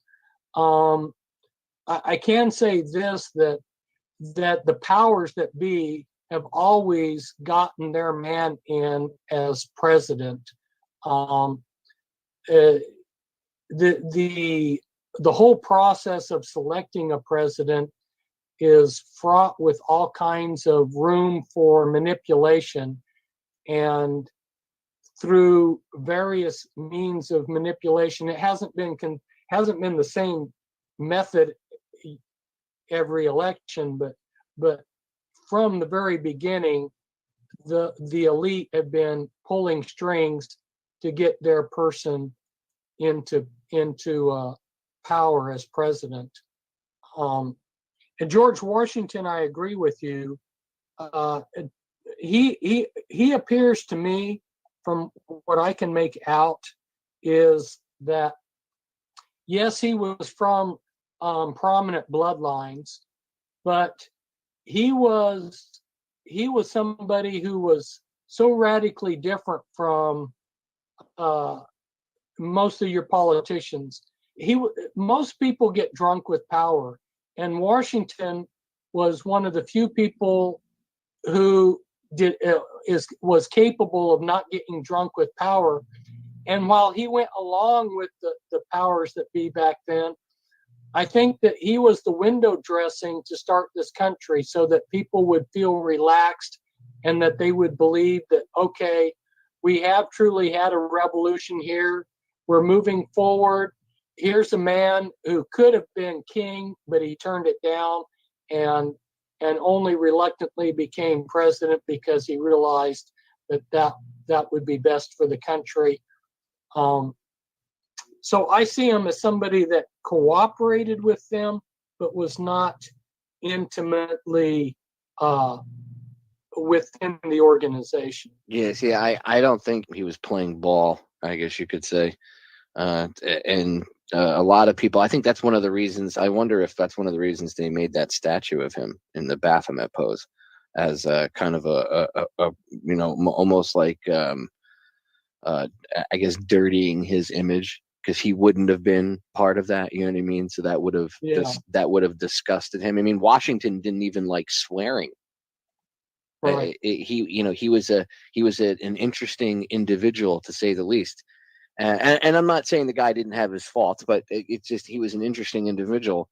And if he wasn't part of the if he wasn't playing ball per se, I wonder if that's one of the reasons why they made that statue of him in the Baphomet pose. Almost like a middle finger to his memory, or an insult to him, because they have their little monuments all over the place, Mm-hmm. So it's very interesting observation on your part.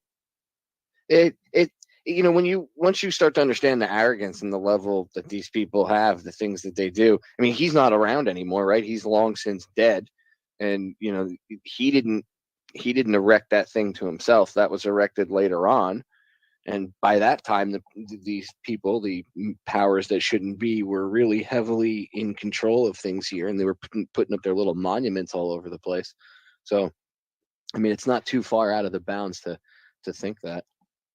Well, speaking on the subject of monuments, this is something I've never talked about publicly, and I'm just going to throw it out for the listeners. People will respond differently to this, but I went to Daley Plaza, where JFK was killed, and then they have a memorial to JFK about a block away. Well, the Washington Monument is quite an obelisk. The Jefferson Monument is very monumental, and the Lincoln Memorial, I mean, that's incredible. You've got this pantheon, this Greek temple with this huge statue of Lincoln. So all of these are incredible monuments to these famous presidents that we had. But then you go to the monument that they built for John F. Kennedy, and I don't know if any of the listeners have been there, but what is it? But it's a concrete wall. It looks like a dirty concrete wall that you would find in any ghetto, any hood. And it's like, this is what they built him? Is they built a concrete wall? I mean, what a what a joke. The man was loved. I remember the day he was shot. He was such a popular president, and then they made a dirty concrete wall for him. Whoop-de-doo, to me, that right there shows their total disdain for him. Yeah, they did not like Jack. They didn't, and for whatever, I mean, the guy wasn't perfect. He did some things that I didn't agree with, and perhaps that was, as you pointed out, that he was probably exposed to some level of mind control, and perhaps those were different altars at whatever at whatever point that they used to carry out a certain agenda. Because I mean, there are literally altars for people that don't understand. By the way, when you hear multiple personalities, that's not something that naturally happens. Okay, that means that person has been put through trauma-based mind control. Exactly. You don't you don't experience that naturally. Your body, the way that your body deals with trauma by compartmentalizing it, that the way your brain does that's natural. But what they're doing is they're taking that natural process and then they're actually manipulating it and doing things with it to create different personalities that they can go in and then access each personality and program them to do certain things. And whether they program them through hypnosis or whatever, it's really disgusting, because they figured out literally how your brain deals with certain issues, how like traumatic events, how our brains deal with it so that we can continue to function instead of turning into a blubbering pile of goo on the ground, and just drooling on ourselves. And they've taken that. It's almost like a defense mechanism that our brain has, and they've taken that and they've completely perverted it, Fritz. It's disgusting. So well said. I congratulate you on breaking that down to the listeners. You did such a wonderful job there.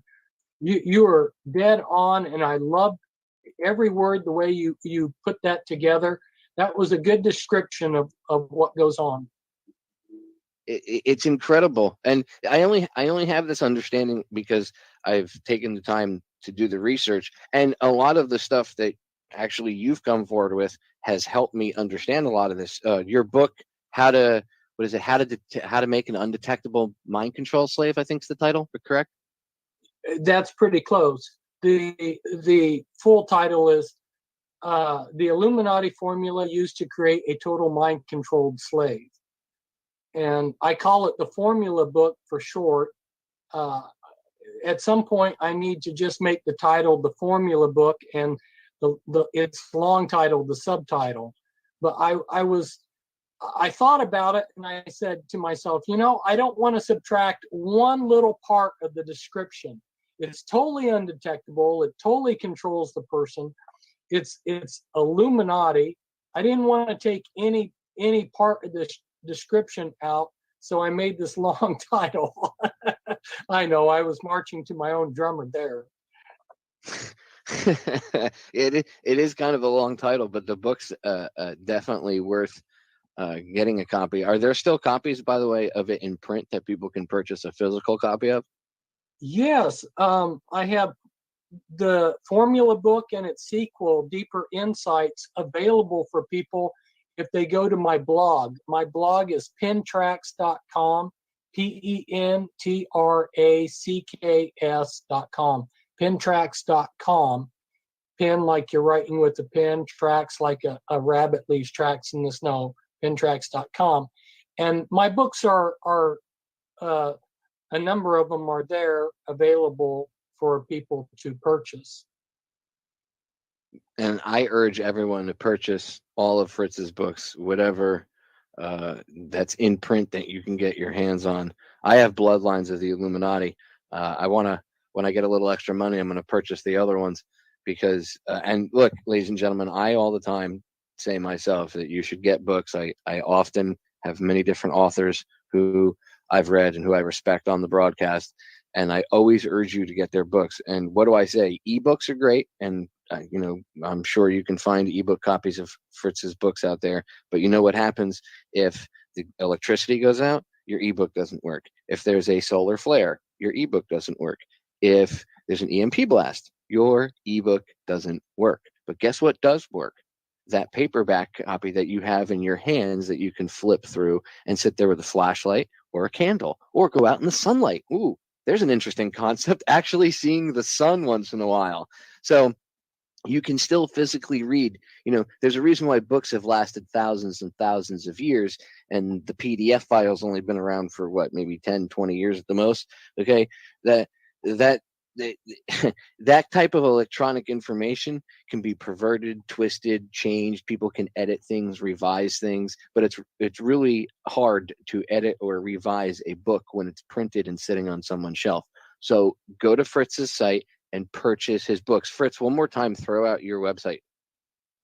Okay, it's pentracks.com, pentracks.com. And the books that are up there on the internet, by the way, those are pirated versions that they're giving away free. Some of the people that have put my books up for free on the internet for years are actually don't even like me. And so you can see where they're coming from. Some of the books at times have had the text changed on them. And so there, I've had people confront me about things in my books. And then I said, well, where are you getting that? And it turns out that they had gotten it from the internet version instead of the version that I had put out. So, if you want the actual book, those can be obtained from my website there that I gave. And the other thing too is if you like what I'm doing, it helps support me too, because I don't make any money off of pirated versions that are given away free. And if you know that on the average, it generally takes me about a year of hard work to produce one of these books, that you realize that as the scriptures say, the word says the worker is worthy of his hire. Certainly, someone who risks their life and suffers the kind of things that I've suffered is worthy to be recompensed for the hard work. So anyway, I leave that thought with you. So what I'm going to do is I'm going to put up a banner for your website so that people can just go right from, if they go to federaljack.com, my website, they can go to right on the side, they can just click on the banner and it'll bring them right to you, and they can purchase your books. And then that way, when they hear this broadcast either live or in the archives later on, or on YouTube or wherever, tune in, and it's floating around there in cyberspace, and they'll hear it and they go, oh, okay, cool, I can just go right to Federal Jack. And by that time, the banner will be up. In fact, by the time the interview airs, I'll have the banner up. So people can just go right, click on it, go right to your website, and then order your books. And ladies and gentlemen, like Fritz said, he has put his life on the line. So I have no problem supporting his work. I've referenced his stuff hundreds of times. I've played some audio from him, from audio clips on YouTube back in the past, but nothing beats actually having the man on the broadcast. And, I support him. So I urge you to as well. He's a good guy. He really sticks his neck out there. And, he actually does. It's amazing. I don't think people realize how many interviews you do and how much time you spend actually sitting and chatting with people, Fritz. So, I urge everybody, support him. He does. This isn't like he doesn't have a paycheck from anybody coming in to do this for him. It's if he sells a book or whatever, that's his paycheck. So, support him. He does a lot of work.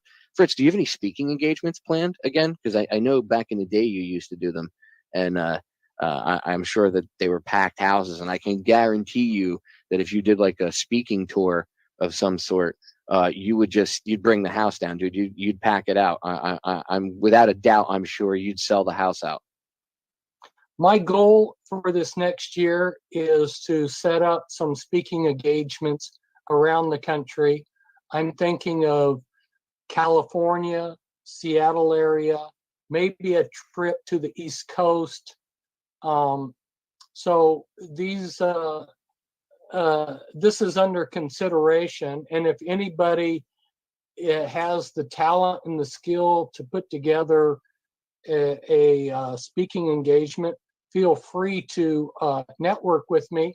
I'm on Facebook, and also my email, I'll give that out real quickly. It's springmeiermessages@hotmail.com.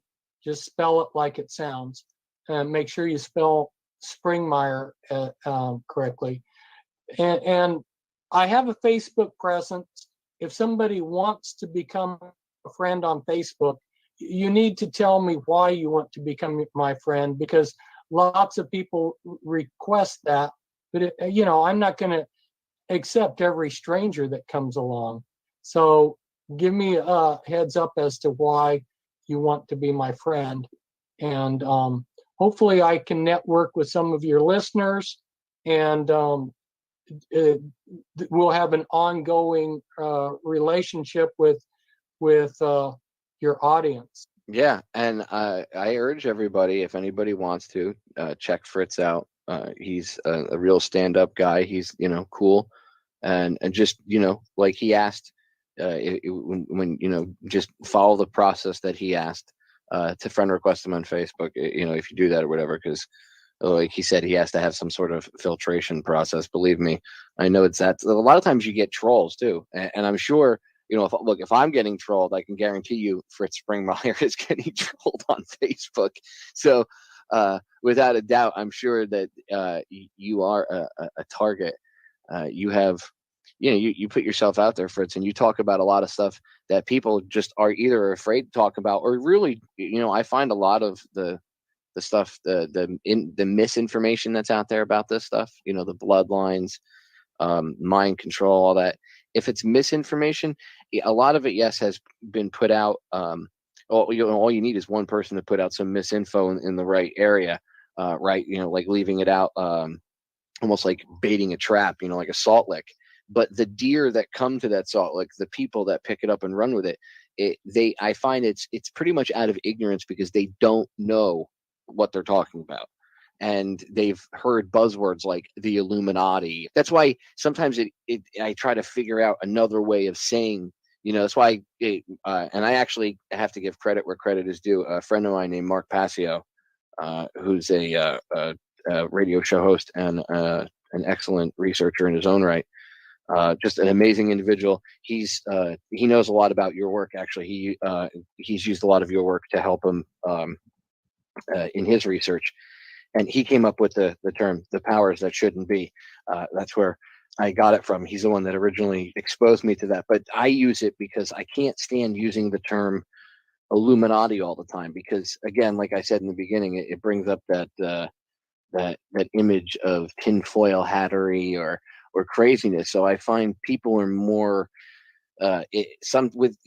if you change certain phrases, try to take out certain keywords, and then later on I'll explain, once you get into the details of things, and I could say, okay, yes, they call themselves, I'm sure you've all heard of the Illuminati, and then people at that point, they're a little more open and they're more receptive, as opposed to as soon as you say Illuminati, like right in the beginning, all of a sudden you can literally see that wall go up, and that mental wall goes boop, and it's it. You've already hit that first hurdle. So right. I try to get past that with little things like that. That's why I like to use the term the powers that shouldn't be. But the learning and understand the reality of the Illuminati, the real Illuminati, what they are, I think is really important, because although it's got that the kooky conspiracy theory overtone that's been or label that's been put on it, people really need to, that this is something real. This is not a joke. This is not this is not some theory. It's conspiracy fact, if you want to call it anything. I mean, it is a conspiracy. It's obviously more than two people plotting to do something. Fritz, do you see that the awakening of mankind? It's interesting you asked that, because while you were talking about using the term Illuminati, I was thinking about something that I participated in about a year ago. It was called a Gathering of Eagles. There were about 200 Christian prayer warriors that got together, and for a whole week, they got down on their faces and asked God to forgive them. And then they spent an entire week praying against the Illuminati. And 20 years ago, you would not have had that many Christians using the word Illuminati all day long and praying against them. And here you had 200 prayer warriors actively praying against all the power structures and their agenda and everything in detail.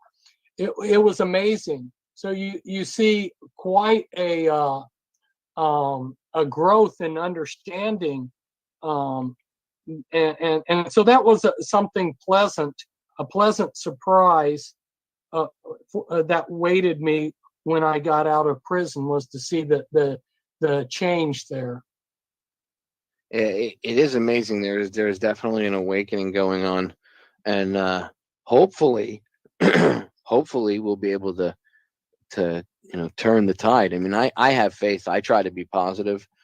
I don't like to be one of these people that, there's no hope, the new world order, blah blah blah. Yes, look, mankind's evolving. This is the way I look at it. Mankind is evolving. We can't stop that. We don't have a choice as to whether or not mankind evolves. Evolution is evolution. I look at it kind of like how Bill Cooper said, we're coming to a crossroads, and we either go one way, and that path is enlightenment, and we grow spiritually, as humanity as a whole, we start to explore outer space, you know, the oceans, everything else, you know, stop blowing each other up over retarded things. Or we go the other direction into even more hardcore tyranny. And if we think things are bad now, we haven't seen anything yet. And that's, I think, the choice that humanity as a whole has coming. And that's one of the reasons that they keep us so bogged down in the ego, you know, in base consciousness with TV and this mass media and the love of money and sex and you know, girls dressing like whores and all this other stuff. They do that on purpose to keep you distracted and keep you focused, so that you're not even going to realize that your opportunity to make this choice is passing you by. And then, you know, you'll by default get stuck in crapville for a second cycle until the universe or whatever decides to, we have another opportunity, another window to hop out of. You know, that's really what I believe. And we have this choice. And I think that we have a chance to win this. You know, and I hate to say that term win, but you know what I mean, Fritz? I really have I think we have a chance to turn the tide and actually make that turn down the evolution or down that evolutionary path where mankind stops killing each other over dumb things, and we start to, wow, we actually start to get along. What a novel idea, right? That we don't kill each other. Yeah. If we really had a media that was a controlled media that was really for us, instead of pretending to be in favor of us, people would become aware of incredible discoveries out there, incredible inventions that are being suppressed. There are natural supplements. There are inventions that could make this planet everything that mankind would want, and they're there and they're being suppressed. But I have seen these. I've seen some of them, and they're incredible. And so the potential for success for mankind is sitting right there. You know, they use the expression the keys to success. I don't think success has ever been locked up. It's just that we need to reach out and grab it as humanity. So these things are being kept from us because we're being distracted with all this crap that the world system is what are they distracting people with? Professional wrestling, football, basketball, and then the 6 o'clock news, which is propaganda, or you name it. I don't need to tell everybody what they're being distracted with, and they know for themselves. So while they're being distracted, all of these incredible things that could help us are going by the wayside. I agree. And if people just paid attention, it's amazing when people start to pay attention and they realize their true power, and they realize, their potential.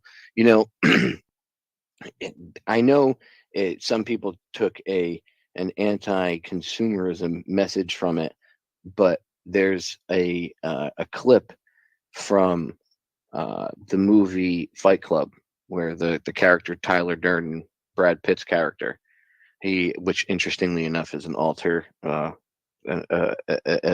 personality from the main character's personality. He had a split personality, but he makes a point in the movie that I thought was interesting, and I took more of than just an anti-consumerism message away from it. He talks about how TV has you running around, chasing things that you really don't need. So you're working a job that you hate, so you can spend money that you work a job that you hate to be able to go out and spend money that you really don't have anyway because it's on credit on things that you really don't need to impress people that you really don't even like anyway. and it's a little more, he goes into more detail a little bit, but that's the basic gist of it. See all this potential. I see squandering. God damn it, an entire generation pumping gas, waiting tables, slaves with white collars. Advertising has us chasing cars and clothes, working jobs we hate so we can buy shit we don't need. We're the middle children of history, man. No purpose or place. We have no Great War, no Great Depression. Our Great War is a spiritual war. Our Great Depression is our lives. All been raised on television to believe that one day we'd all be millionaires and movie gods and rock stars, but we won't. We're slowly learning that fact. We're very, very pissed off. It's really interesting because when you look at it and you realize that, wow, he's right. You know, this mind control device just has people literally control, and it's not, you can't blame the TV. It's just a method of control, which, by the way, I find if you take, I've taken some of your, you know, like just as an example, I give out a bunch of DVDs, but I took one of your Prophecy Club speeches from YouTube and I made 100 copies of it on DVD and I gave it out to people that were more interested in learning about the Illuminati. And I was like, here, check this guy out. So, and this was years ago. And I find that when people would watch it on their television set, and I would tell them, just go home and throw it on your TV and watch it. And because I had done this to myself, if you unplug the cable, right, and now you've unplugged the propaganda, well, you still have that programming in your head. So if people, and you know, people can say what they want, but you can kind of deprogram yourself by using their same tools to give yourself the information, the information about what's really going on.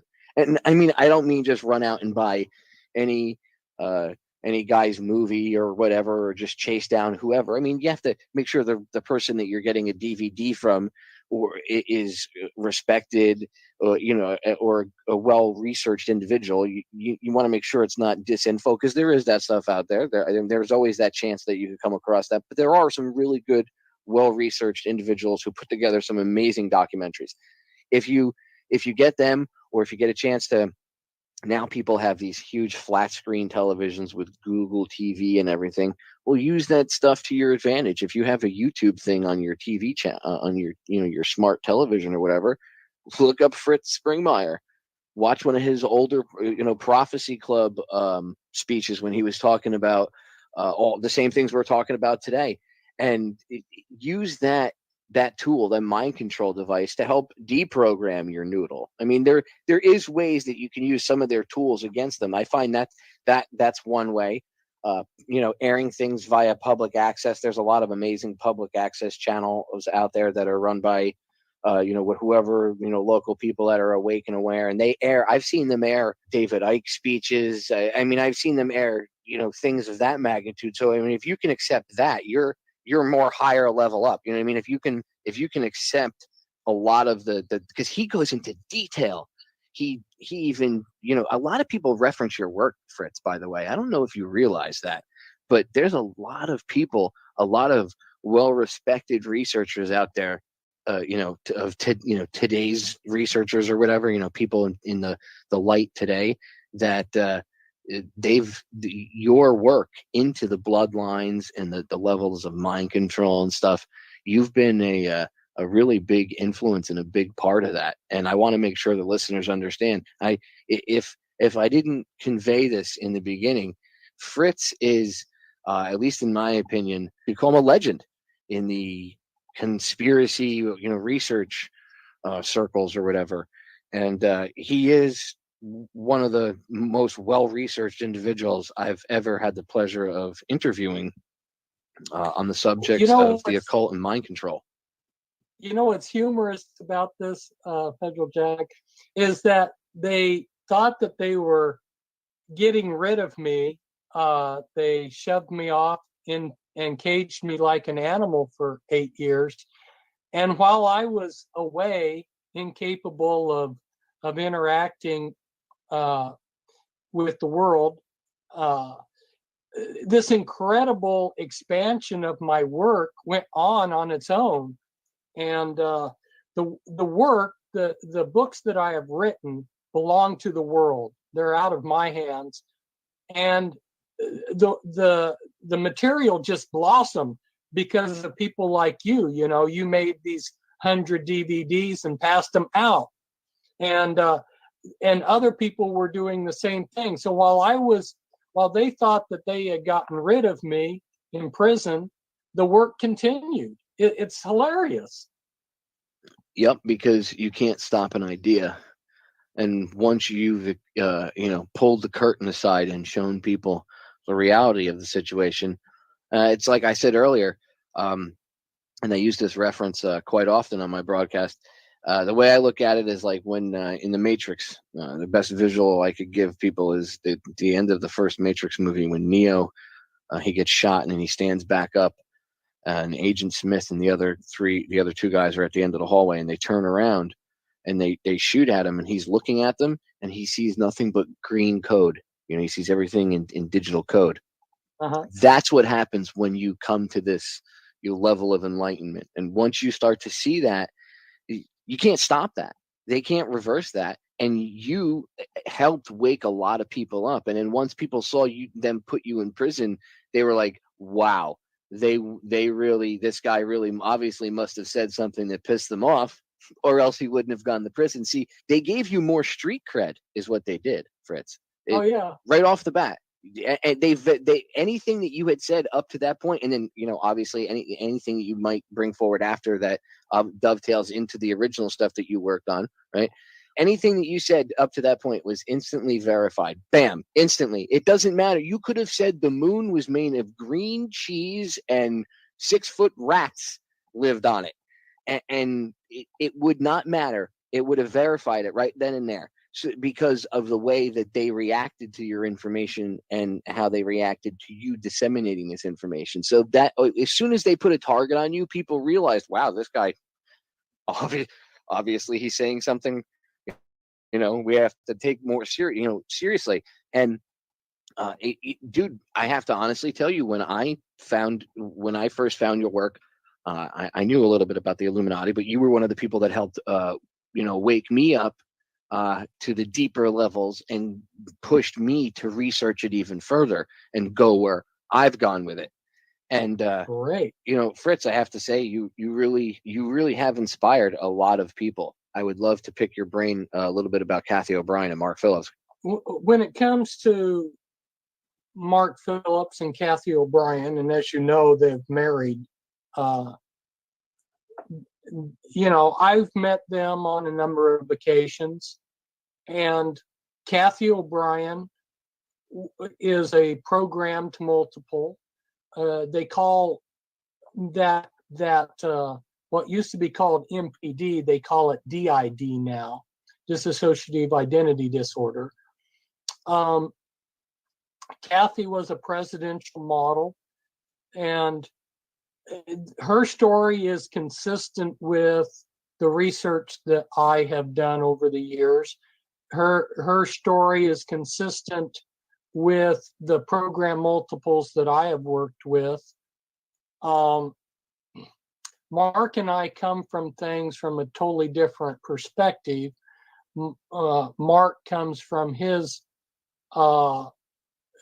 background of working in the government. I come from my perspective as being a Christian, and so our approaches are different,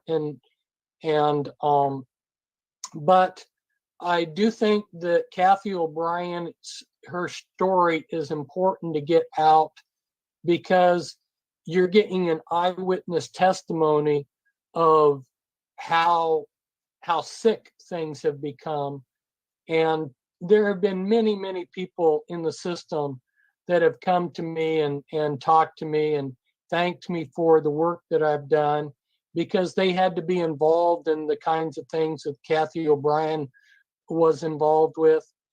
And one, they were glad to have these things exposed, but they were also glad that I helped them understand their own lives because a lot of these people are kind of they're under the mind control themselves, or under deception, or limited in their view of things, and weren't able to see the whole picture until they could get a hold of my information.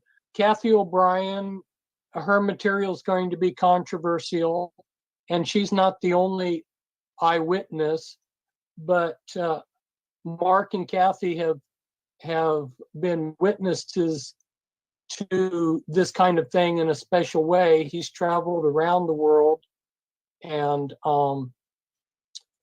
so I think that it's worthwhile to pay attention to what Cathy's saying and to her story, and I'll leave it at that. Yeah, her story is incredible, and it shows you how it's one example on a small level of the things that they do to control a human being on an individual basis.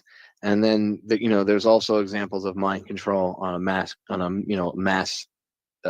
populace level. But what they do to these people on an individual basis is incredible. And she names some very interesting names, which there's certain people who she names that people kind of, I guess you could say, idolize, and they certain former politicians that she says that were involved and know about this, and that they're kind of almost now they're trying to formulate a second career as some sort of like liberty-minded politician or whatever. Where I'm going with this is it's amazing the amount of people that are involved and have knowledge of the reality of things, what's going on. And ladies and gentlemen, if you want to know the full story about what I was just referencing, rather than spoil the book, and I'm not trying, not that it's a fake fabricated story, but rather than take anything away from Cathy's book or her work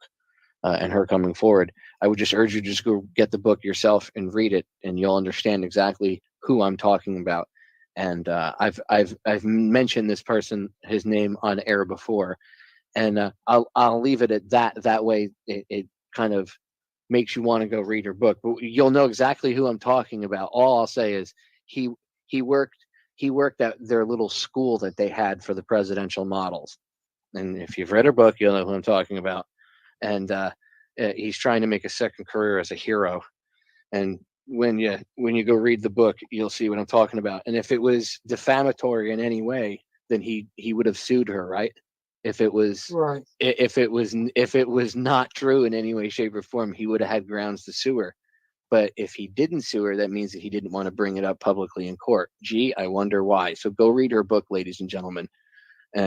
Fritz, I know the levels that this stuff goes to, and the presidential model thing is just amazing. And she brings up, another thing she brings up, and I say this all the time, and I didn't even realize this. Again, we all learn something new every day, right? When I read Cathy's book and I saw the thing about country music and the country music industry, and I was like, oh my God, it makes total sense when she explained how people, the models were controlled and stuff like that, and how some of these entertainers are controlled. And then she started to list names. And then I went back, and some of these names that were listed, in fact, I think it was Tammy Wynette was one of them. She, if I remember correctly, she went back and did a song back in the 90s with a band out of England, this like trance whatever band, and the videos are packed with Illuminati symbolism. And the band's logo was a pyramid with, I think it was either a tape or a boombox or something, where the all-seeing eye would be. But it was, they were all wearing robes in the video. It's just full of Illuminati symbolism. But it was interesting because I was, when I read the book and she mentioned some of these names in the country music industry, Tammy Wynette was came up, and and I went and I looked, and I was like, oh my God. And I started to realize, wow, it does connect. Like, once you understand how the music industry works and things like that, and you see how it dovetails one thing after another. And by the way, that brings up one other question. You would probably be one of the only people, I guess, I could ask this to, that I could think that could answer this honestly and unbiasedly. John Todd, I know you've spoken at the Prophecy Club. I'm sure you've heard of who John Todd was, right? The guy that Right. the former music Illuminati insider. Do you think that he is legitimate with when he comes out and says, yes, I'm a former insider, and the stuff that he brings forward, or do you think he's disinfo? Because I've seen people say, oh, he's a liar, he's disinfo, but the stuff that he comes out with, I mean, if it's true, it's pretty shocking, but it does dovetail with everything that we've been discussing. John Todd is deceased. He died in a special prison that they have for sexual offenders. He died 2-3 years ago. Don't quote me on the exact date. I don't have it at the top of my head. But during the 1980s, John Todd had gone around and given talks exposing the Illuminati, talking about how he was an insider. And I didn't meet him personally, but I listened to these tapes after I had done thousands of hours of research. And when I listened to him, I go, this man knows what he's talking about, because you can tell if somebody knows what they're talking about or not. Now, you have to understand that John Todd was a program multiple. So he got very confused about basic facts, like at one time he would be saying his parents are so-and-so. At another time he would say his parents were these other people. A normal person doesn't get confused as to who their parents are. Well, that was because he was a program multiple. And so you have to factor that in, that at times he got confused or said contradictory things. You have to learn how to sift through what a program multiple says, because some of it may be programming, some of it may be things that they were deceived into learning. They're going to get the story garbled. But overall, I could tell that he had been involved. And in fact, the fact that he did get mixed up and act like a program multiple was further proof to me that the man had been an Illuminati member. And he spoke about the Collins family, which happened to be one of the families that I had firsthand knowledge was an Illuminati family. So I got in contact with them after they had put him in prison, and I sent him money for his books, and I sent him clothes, and we had conversations on the phone. But at some point, our telephonic relationship ended, and that's when they took him and they retried him, and they gave him basically a life sentence, claimed that he had done all of these, that he had sexually molested all of these little girls, and they put him into a special prison for sexual offenders. And then eventually he ended up dying in there. So that's John Todd's story. His tapes continue to live on longer than he has. Again, like my work, you can put somebody in prison, but the work that he did and the work that I did continues, has a life of its own. So yes, he was someone who was in the Illuminati. But like all of these people, you have to realize that they may be confused about some issues. They may not be 100% correct on everything, but cut them some slack. They've been through a lot. See, that's even mind-blowing information to me about the fact that he was a multiple. I've actually played his audio on my radio broadcast before, and I believe that he is accurate, but I wanted to get your take on it. And that was just, I didn't even realize that he was a mind controlled multiple. Do you obviously you've heard him the things he said when he talked about how I think it was David Crosby or whatever he was chatting to, and he had asked them, are they still all witches, and do you have to be a in a coven to be able to actually get a music contract or anything? What was he actually referring to? I guess he was calling them witches, but would you say that's that's the Satanist, the Satanism aspect of that like that's the part of the coven you have to make this deal with them or become part of that too? Was that what he was referencing, or is that actually a whole different aspect of is there more to, is there even something else that people in Hollywood, because I know the entertainment industry, I know that goes back to and the term Hollywood that actually goes back to ancient cults and all this other stuff. It's crazy when you start to research some of this stuff. But I wonder, I just wonder if when he was referencing that they David Crosby said to him that you had to be a witch or part of a coven or whatever. I wonder, now when you hear, I know that was back in like the 70s, I think, when this one piece of audio I played was from. Now, when you look back on it now with the research I've done about, the Satanism and stuff, I wonder if that's, the same thing that he was referencing, that you had to partake in part of this, some of these rituals or whatever, and be part of this coven. And then your career takes off or whatever, because now you're in the group, as it were. That's correct. That's true. As I understand your question, yes, in general, people are expected to dirty themselves by becoming part of the group, the Luciferian covens, and they have they can pull the strings to make things happen. That's why you see a lot of people with exceptional talent that never make it big. And then some of these people that make it big, you're like shaking your head. This person isn't even talented. How are they being made into an icon? So yes, they do join Luciferian covens. The main underground coven in Hollywood has several hundred people in it, and it's physically underground. They have facilities that are physically underground for their rituals.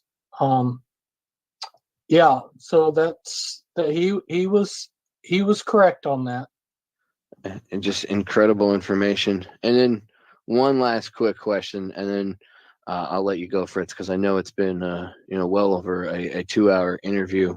Just an amazing interview, by the way. Ted Gunderson talked about like the McMartin School and how it was connected to like satanic ritual abuse and stuff. And then I remember in the I think it was the late 90s, the FBI came out and said satanic ritual abuse was fake, didn't exist. And then the false memory foundation and all that stuff came out. From my research, I mean, every time even if I research, the Satanism and the mind control aspect from another angle, a lot of times it leads back to stories that either dovetail into the McMartin School incident or sound just like the testimony of those children. So I have a hard time believing that, when some people say, oh, that's not true, that's fake. I have a hard time believing that, because there's more than enough research to say that there was something going on there. Are you familiar with the case at all?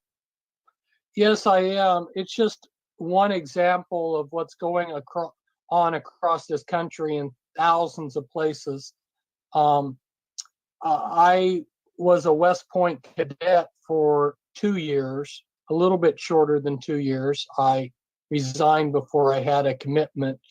And we had a scandal there at West Point where they discovered something similar to the McMartin case was going on. So this thing is widespread. It's going on some of the military bases. I have There's been people that were in the military that have discussed some of these things with me. And then also in preschools and other places. This is part of the answer to people's question, well, how could something this be this extensive? How could it be going on this widespread? Well, because it's being done in our schools, and it's being done in our daycare centers. It's being done all around us. This is just one example of what's going on around us. The McMartin case is just one example. Yeah, and it's incredible, and I know it's tough for people to take in. But then when you look at Penn State and Jerry Sandusky, and then you look at things like, and now they're coming out with Jimmy Savile over in England. I made this interesting point the other day. This is just something that with those two cases really quick that in the last few minutes here that pops out at me. Both of those guys were the procurers of the children. They weren't like the top level pedophiles in this pedophile ring. They were just the dirtbag pedophile that got the kids for the other scumbag pedophiles. But they really never went after the people that were buying the children. They went after the guy that got the kids, but they're not going after the people in the ring itself. And to me, that shows that it's almost like they're cleaning house, and they're getting rid of old ties to these older, these older people that have been involved in this game for a long period of time. And it's this younger blood, and it's, almost, I don't want to say a hostile takeover, but they realize there's just too many loose ends out there that could lead to them and cause them a problem. So they're just going to shed all ties. And by throwing us a bone, it looks like the news media is trying to protect us by exposing this stuff. But like you say, their exposure is very limited. They only go so far, and then anything beyond a certain point, they begin covering it up. Yep, and then you'll never hear about certain things. I was actually impressed to hear the media. Of course, they're only going to go into it to a certain degree, but there was a reporter from one of the local channels in the area in the UK, and or it might have even been over in Scotland. I don't remember which one of the two it was, but it was discussing one of these pedophile rings, and it's all connected over there. So one of it was a local retired, I think he was the assistant, like the second in command in the police force. And he was retired, and there was a local politician, and the two of them started discussing on the news, on air, how the one guy, the former cop, is like, well, there's an interesting connection, how they're all Freemasons. He's like, so I'm not trying to say that, all Freemasons are bad or anything, but it is a connection that should be checked into, that almost every one of these guys that had not been investigated were Freemasons. And it's like the guy a lot, and then you look, well, who would have done the investigations? Well, certain officers or certain detectives would have done it. Yeah. And is that detective a Freemason? Yes, he is. Oh, isn't that interesting? You don't think there's anything going on there? So I was impressed. And I'm sure that they left it at that, and they cut it off, and they probably didn't go any further, because the clip that I saw, the lady ended the interview, but she even asked him, she said, do you really think that the Freemasons are like an issue in this at all? And he said, that's when he said, I really think they do need to be investigated. It is if you're doing an honest investigation, and you're doing any sort of real research into this, one must look at it and say, that's a little odd that all of these guys that were not investigated for child, whatever you want to call it, pedophilia, child rape. That's really what it should be called. No, we shouldn't put a nice, sounding name on it. It should be shocking and vile. That way people understand how disgusting it is.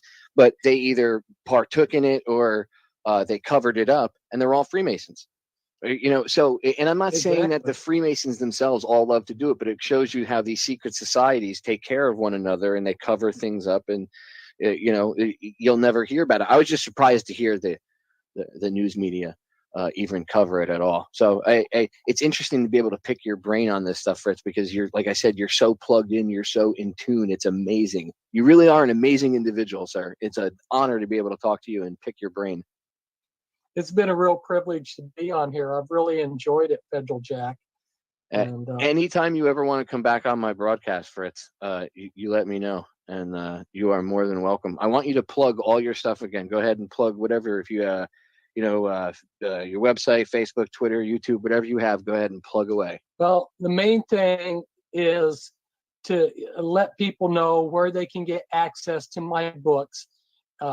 Pentracks.com, pentracks.com. And, we talked about Cathy O'Brien's book, Transformation of America. And she approaches it from the standpoint of, this is my sordid story. I got raped here, I got programmed here, I got abused here. And it can be a little hard to digest one horrible story after another. My material comes from a totally different angle. My material sort of is approaching it from this angle. Let's say you were talking to somebody who had limited knowledge and they said, I don't believe that planes exist. And so you say, okay, I'm going to show you a diagram of every piece that makes up a 747. And I'm going to tell you how each of those pieces is made. And then, I'm going to show you that the people that make these planes want to make planes, and they have where their factories are. And when you break down the totality of it all, then it becomes hard to escape the reality of this mind control. And so that's the way my books are. They're large. The formula book's 500 pages. Its sequel, Deeper Insights, is 600 pages. And they cover all of the details from A to Z. 40 pages of programming codes. When you see all of the little details, you'll as I lay them out, then the reader will start seeing all this stuff for himself all around them. And so that's what I would plug, is I would strongly encourage people to get that information on the mind control, because that's how they're able to get so much done behind our backs, and the world will never look the same. Yeah, the world will never look the same, and you'll never look at any of this programming, brainwashing garbage the same way again. I can't even watch. I don't have cable or anything. I turned it off. But I can't even be in public. Like if we go to a diner or something and they have TV on there and the news is on, I can't sit anywhere near the television, or I have to ask them to mute it because I start yelling at the TV because I know it's lies, and it's in me. And it's not like I'm a crazy man, like I just start babbling, but I'm just like, yeah, okay, how about this? And I start rattling off facts, and my wife just like face palms it. She's like, oh God, not again. So I stay away from it because I can't.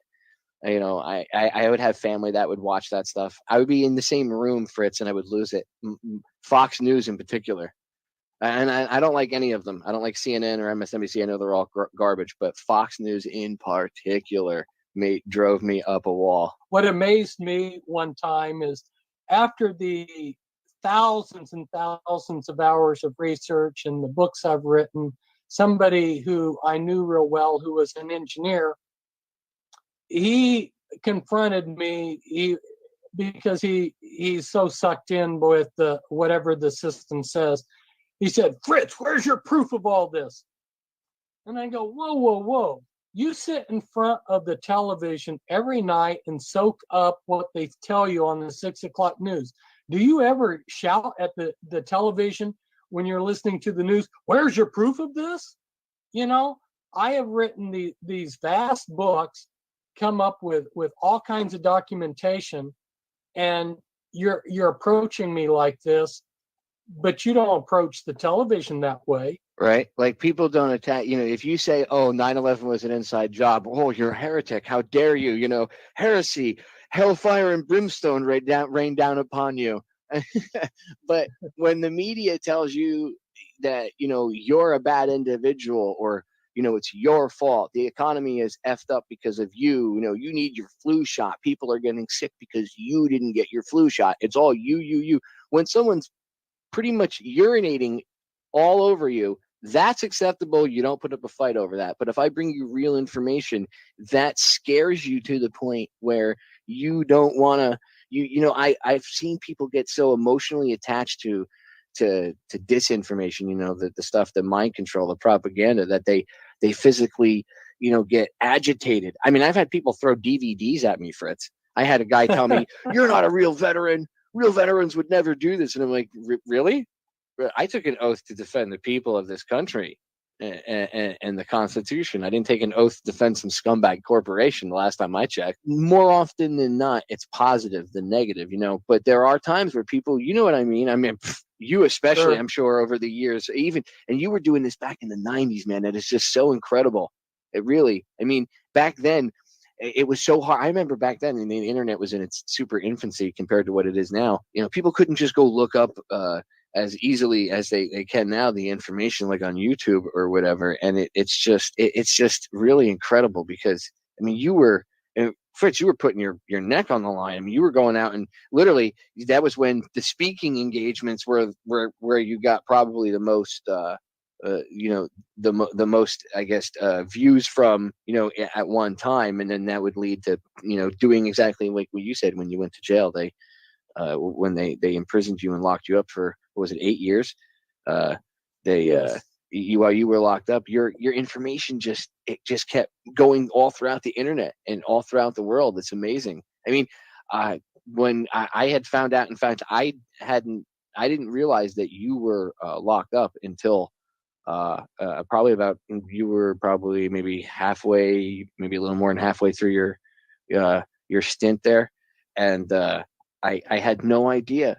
And when I realized that, again, just like I said earlier, as soon as I realized that they locked you up, I was like, wow, this guy must have had, wow, whose cornflakes did he piss in? Because, obviously he hit a nerve somewhere. So, and then that really, because I had seen some of your work before, and I had seen a lot of, I had done research on mind control, but it was very synchronistic because this was just around the time that I was starting to research mind control a lot deeper and start to get into detail about the things that they do and all this other stuff. And it was just very synchronistic. And I was like, wow, they put him in jail. And then when I had talked about you on air, I said, I think he's in jail. And then when you got out, I was like, woohoo, Fritz Springmeier's out of jail. So, I'm glad that you're for at least right now you're back with us, and you're a little safer than you were. And I'm glad that you're still able to, be interviewed and give out this type of information, and just be able to have a conversation with you is amazing, Fritz, because I mean, I could sit here for another 6 hours and pick your brain if I had the time. You're just an incredible man. I'm going to have you back on the broadcast. Well, I'll reschedule you. I'll give you, some time. We'll do it like in a month or so, and I'll have you back on.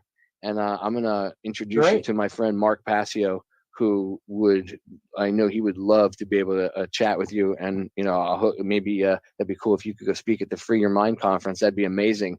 So, any closing thoughts, Fritz? I just encourage people to love life. And, one of the things that I feel called to do is call people to noble deeds. That's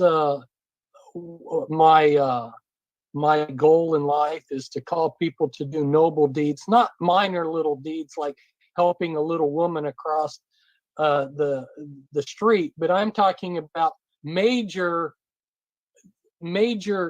noble deeds that are the equivalent of like climbing Mount Everest, and where you put put a lot of time and effort and energy into doing this. And anybody can do a noble deed. It doesn't matter what your theological beliefs are, but call people to do noble deeds, call people to realize that as long as we don't give up on things, the battle isn't lost. The battle's only lost when we throw in the towel. And to have a positive attitude and to make the most of your life, make good decisions, go back and ask yourself, why am I doing what I'm doing? And then do what will fulfill your life and make your life, redeem the time is what the way the word of God says. So just encourage the listeners to redeem the time. That's probably more valuable than anything else that you have is time. You know, they say money is time. No, it's time is money. It's the other way around. Time is more important. So use your life, use it to benefit the rest of humanity, and use it to enjoy life. And I guess that would be my final bottom line to communicate with the listeners at this point. Thank you so much, Fritz, for coming on and doing, like maybe like 2 minutes shy of a 3-hour interview with me. Just amazing, sir. You are an amazing individual, and you are a wealth of information. Ladies and gentlemen, you need to go to his website. And again, I will have a link up on federaljack.com, but you need to go to his website, and you need to purchase all of his books in physical format, and that way you have them and they're referenced too, because just because you read a book doesn't mean, oh, I'm done with it, I throw it out, or I use it as a balancing object for my table because one of the table legs is shorter than the other. You don't do stupid things like that. The book is a reference point. Later on, you'll be talking to somebody, whatever, maybe doing an interview or getting ready for an interview, right?